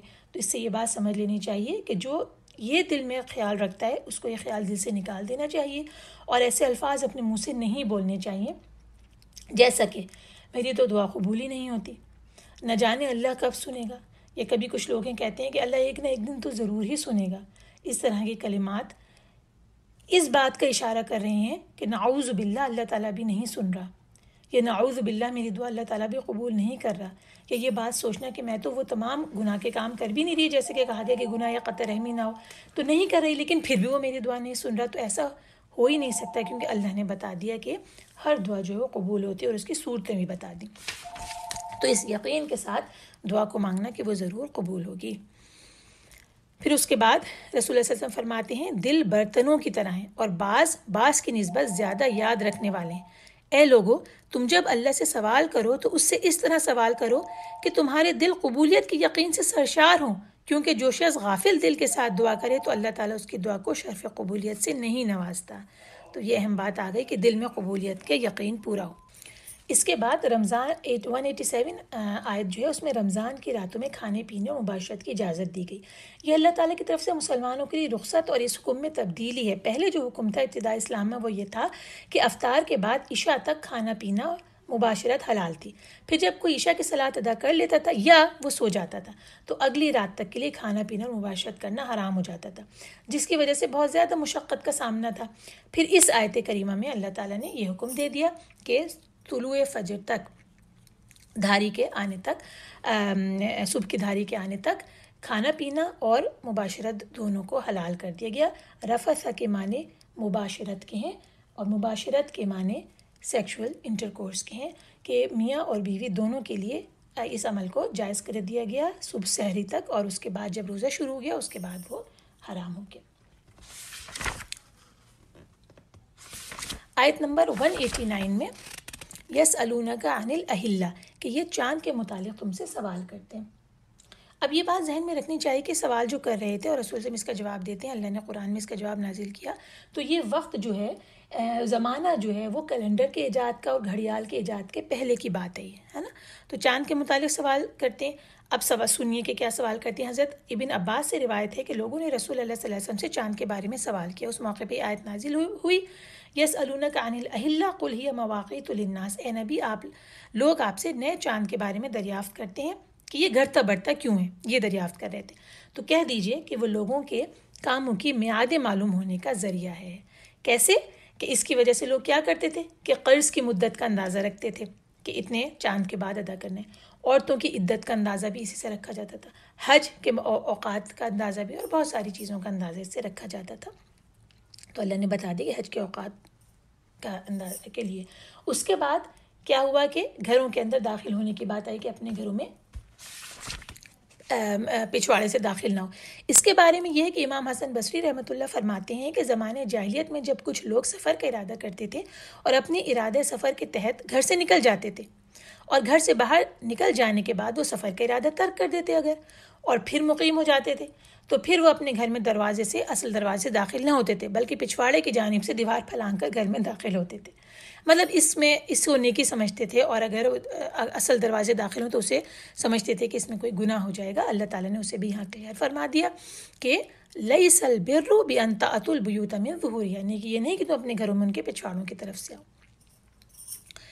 اس کے بعد جو آیت 190 سے 193 تک آ رہی ہے، یہ 190 سے 193 تک پہلی دفعہ قتال کی اجازت مل رہی ہے مدینے میں آنے کے بعد، یعنی کہ ڈیفینسو لڑائی کی اجازت مل رہی ہے، ڈیفنس کی اجازت مل رہی ہے۔ بعد میں سورہ توبہ کی آیت آ گئی تھی جس کے اندر خود بڑھ کے لڑائی کرنے کی اجازت مل گئی تھی۔ اب یہ یاد رکھ لیجئے کہ مدینے میں آنے سے پہلے تک مکہ میں کسی قسم کی لڑائی کی اجازت نہیں تھی اور ہتھیار اٹھانے کی اجازت نہیں تھی۔ تو اب یہ آیت نازل ہو رہی ہے، اس میں ہم پڑھتے ہیں کہ جو لوگ تم سے لڑتے ہیں تم بھی ان سے اللہ کی راہ میں لڑو۔ اس کے بارے میں روایت آتی ہے کہ یہ مدینے میں قتال کے بارے میں نازل ہونے والی پہلی آیت ہے۔ جب یہ آیت نازل ہوئی تو رسول اللہ صلی اللہ علیہ وسلم نے بھی ان لوگوں سے لڑنا شروع کیا جو آپ سے لڑتے تھے، اور آپ صلی اللہ علیہ وسلم ان سے نہیں لڑے جو آپ سے نہیں لڑتے تھے۔ یہی صورتحال رہی یہاں تک کہ سورہ براءت یعنی کہ توبہ نازل ہوئی۔ ٹھیک ہے، تو یہ ہمیں سمجھ میں آئے کہ سیکنڈ اسٹیج، پہلے اسٹیج کے ہاتھ رکنا تھا، دوسرا اسٹیج یہ تھا کہ جو آپ سے لڑیں ان سے لڑائی جائز قرار دے دی گئی تھی، اور پھر سورہ توبہ جب نازل ہوئی تھی تو اس کے بعد آگے بڑھ کر لڑنا جائز ہو گیا تھا۔ اس کے بعد حرام مہینوں کی حرمت لڑائی حرام ہے، الا یہ کہ دشمن اس میں لڑائی کی پہل کرے۔ اس کے بارے میں یہ آتا ہے کہ رسول اللہ صلی اللہ علیہ وسلم حرمت والے مہینوں میں جہاد نہیں کیا کرتے تھے، الا یہ کہ دشمن پہل کرتا، اگر دشمن پہل کرتا تو پھر اس سے لڑتے تھے۔ جب حرمت کا مہینہ ہوتا تو آپ جنگ سے رک جاتے تھے یہاں تک کہ وہ مہینہ پورا گزر جاتا تھا۔ اور حرمت والے مہینے 4 ہیں، ذوالقعدہ، ذوالحجہ، محرم لگاتار ہیں، اور اس کے علاوہ رجب۔ اب ہم اپنے آیات کے آخری مجموعے کی طرف چلتے ہیں جو کہ 196 سے 203 تک ہے۔ اس میں احکام حج بیان ہو رہے ہیں، اور ان آیات کو کے سامنے رکھتے ہوئے اور ان کے ساتھ، اور پھر رسول اللہ صلی اللہ علیہ وسلم نے حجۃ الوداع ادا کیا اور جو احکامات حج کے بارے میں بتائے ان تمام سے وہی فقہی احکامات نکالے گئے جن کی تفصیل کا یہاں پہ موقع نہیں ہے، لیکن ہم ان کو پڑھتے ہیں کتب میں، اور اس کے حساب سے اسی طریقے سے ہم اپنا حج ادا کرتے ہیں، حج و عمرہ ادا کرتے ہیں۔ تو ان کی ہم ڈیٹیل نہیں کریں گے، صرف ان کی ترجمہ سنیں گے۔ بسم اللہ الرحمن الرحیم، آیت نمبر 196 سے آگے چلتے ہیں۔ اور تم حج اور عمرہ اللہ کے لیے پورا کرو، پھر اگر تمہیں راستے میں روک دیا جائے تو قربانی کے لیے جو میسر ہو قربان کر دو، اور اپنے سر نہ منواؤ حتیٰ کہ قربانی اپنے حلال ہونے کی جگہ تک پہنچ جائے۔ پھر اگر کوئی شخص بیمار ہو یا اس کے سر میں کوئی تکلیف ہو اور وہ سر منوا لے تو فدیے میں روزہ رکھے یا صدقہ دے یا قربانی کرے۔ پھر جب تمہیں امن مل جائے اور تم حج سے پہلے مکہ پہنچ جاؤ تو تم میں سے جس نے حج کے احرام تک عمرے کا فائدہ اٹھایا وہ احرام کھول کر جو میسر ہو قربانی کرے۔ پھر جو شخص قربانی نہ پائے تو وہ 3 روزے حج کے دنوں میں رکھے اور ساتھ اس وقت جب تم گھر لوٹ آؤ۔ یہ پورے 10 روزے ہیں۔ یہ حکم اس شخص کے لیے ہے جس کے گھر والے مسجد حرام کے پاس نہ رہتے ہوں، اور تم اللہ سے ڈرو اور جان لو بے شک اللہ سخت سزا دینے والا ہے۔ حج کے مہینے معلوم و مقرر ہیں، چنانچہ جس شخص نے ان مہینوں میں حج کو لازم کر لیا تو حج کے دوران میں وہ جنسی باتیں نہ کرے، اللہ کی نافرمانی نہ کرے اور کسی سے جھگڑا نہ کرے، اور جو نیک کام تم کرتے ہو اللہ اسے جانتا ہے، اور حج کے لیے زیادہ راہ لے لو، بے شک بہترین زیادہ راہ تقویٰ ہے۔ اور اے عقل مندو تم مجھ سے ڈرو، تم پر کوئی گناہ نہیں کہ تم حج کے دوران اپنے رب کا فضل تلاش کرو، پھر جب تم عرفہ سے لوٹو تو مشعر الحرام کے پاس اللہ کو یاد کرو اور تم اسے اس طرح یاد کرو جس طرح اس نے تمہیں ہدایت دی، اور یقیناً اس سے پہلے تم گمراہوں میں سے تھے۔ پھر جہاں سے سب لوگ لوٹے وہیں سے تم بھی لوٹو اور اللہ سے بخشش مانگو، بے شک اللہ بہت بخشنے والا بہت رحم کرنے والا ہے۔ پھر جب تم اپنے حج کے ارکان پورے کر چکو تو اللہ کو اس طرح یاد کرو جس طرح تم اپنے باپ دادا کو یاد کیا کرتے تھے، بلکہ اس سے بھی بڑھ کر۔ چنانچہ کچھ لوگ وہ ہیں جو کہتے ہیں ربنا آتنا فی الدنیا وما لہ فی الآخرۃ من خلاق، جو کہتے ہیں اے ہمارے رب ہمیں دنیا ہی میں سب کچھ دے دیجئے، ایسے شخص کے لیے آخرت میں کوئی حصہ نہیں۔ اور ان میں سے کچھ ہیں جو کہتے ہیں ربنا آتنا فی الدنیا حسنۃ وفی الآخرۃ حسنۃ وقنا عذاب النار، اے ہمارے رب ہمیں دنیا میں بھی بھلائی دے اور آخرت میں بھی بھلائی دے اور ہمیں آگ کے عذاب سے بچا۔ انہی لوگوں کے لیے ان کی کمائی کا حصہ ہے اور اللہ جلد حساب لینے والا ہے۔ اور گنتی کے چند دنوں میں تم اللہ کو یاد کرو، پھر جس نے دو دنوں مینا سے مکے کی طرف واپسی میں جلدی کی تو اس پہ کوئی گناہ نہیں، اور جس نے ایک دن کی تاخیر کی تو اس پر بھی کوئی گناہ نہیں، بشرطیکہ کہ وہ تقوی اختیار کرے اور تم اللہ سے ڈرو اور جان لو کہ بے شک تمہیں اسی کے حضور اکٹھا کیا جائے گا۔ صدق اللہ العلی العظیم۔ حج کے احکامات کے بارے میں ہم اس وقت تفصیل نہیں کریں گے، ہاں یہ جو دعا ہے اس کے بارے میں میں ضرور حدیث ایک پڑھوں گی جو ہم رکن یمانی اور حجر اسود کے درمیان میں پڑھتے ہیں، سننا ہے۔ اس دعا کی جامعیت کی وجہ سے سنت میں اس کی بہت ترغیب آئی ہے۔ حضرت انس بن مالک سے روایت ہے کہ رسول اللہ صلی اللہ علیہ وسلم فرماتے ہیں اللہم ربنا آتنا فی الدنیا حسنۃ وفی الآخرۃ حسنۃ وقنا عذاب النار، اے اللہ، اے ہمارے پروردگار ہمیں دنیا میں بھی خیر و بھلائی عطا فرما اور آخرت میں بھی خیر و بھلائی عطا فرما اور ہمیں آگ کے عذاب سے محفوظ رکھ۔ یہ دعا سکھائی گئی۔ پھر اس ایک حدیث میں یہ بات پتہ چلتی ہے کہ حضرت انس سے روایت ہے کہ رسول اللہ صلی اللہ علیہ وسلم نے ایک مسلمان کی عیادت فرمائی جو پرندے کے ننھے بچے کی طرح ہڈیوں کا ڈھانچہ ہو گیا تھا۔ تو رسول اللہ صلی اللہ علیہ وسلم نے اس سے پوچھا، ترجمہ ہے، کیا تم اللہ تعالیٰ سے کوئی دعا کیا کرتے تھے؟ تو اس نے جواب دیا کہ ہاں، میں یہ دعا کیا کرتا تھا کہ اے اللہ تو نے مجھے جو آخرت میں سزا دینی ہے وہ دنیا میں ہی دے دے۔ یہ سن کر رسول اللہ صلی اللہ علیہ وسلم نے فرمایا سبحان اللہ، تمہیں اس کی طاقت اور استطاعت کہاں؟ تم نے یہ دعا کیوں نہ کی اللہم آتنا فی الدنیا حسنۃ وفی الآخرۃ حسنۃ وقنا عذاب النار؟ پھر اس نے یہ دعا کی تو اللہ تعالیٰ نے اسے شفا عطا فرمائی۔ یہ مسلم کی حدیث ہے۔ تو اس سے یہ بات پتہ چلی کہ اس دعا کی کتنی فضیلت ہے، اور دوسری یہ پتہ چلی کہ انسان کے لیے دونوں جہانوں کی عافیت طلب کرنا اس کو سکھایا گیا ہے۔ تو اللہ تعالیٰ نے یہ بتا دیا کہ جو صرف دنیا مانگتے ہیں، ابھی اسی آیت میں ہم نے پڑھا کہ جو صرف دنیا مانگتے ہیں تو اللہ تعالیٰ انہیں دنیا میں ہی حصہ دے دیتے ہیں اور آخرت میں کوئی حصہ نہیں۔ اور یہ شخص جو کہ پرندے کی طرح سے دبلا ہو گیا تھا اور اتنا بیمار ہو گیا تھا، اس نے کیا کہا تھا کہ مجھے صرف آخرت دے دیجیے اور جو عذاب آخرت میں دینا ہے وہ دنیا میں دے دیجیے۔ تو رسول اللہ صلی اللہ علیہ وسلم نے بتا دیا کہ تمہیں اس کی استطاعت کہاں ہے۔ ہمیں کیا سکھا دیا کہ دونوں چیزیں مانگو، کیونکہ دونوں اسی کے اختیار میں، اور دونوں کے اندر بہتری دینا، بھلائی دینا اللہ تعالیٰ کے اختیار میں ہے، اور وہی ہمارا مطلوب ہے۔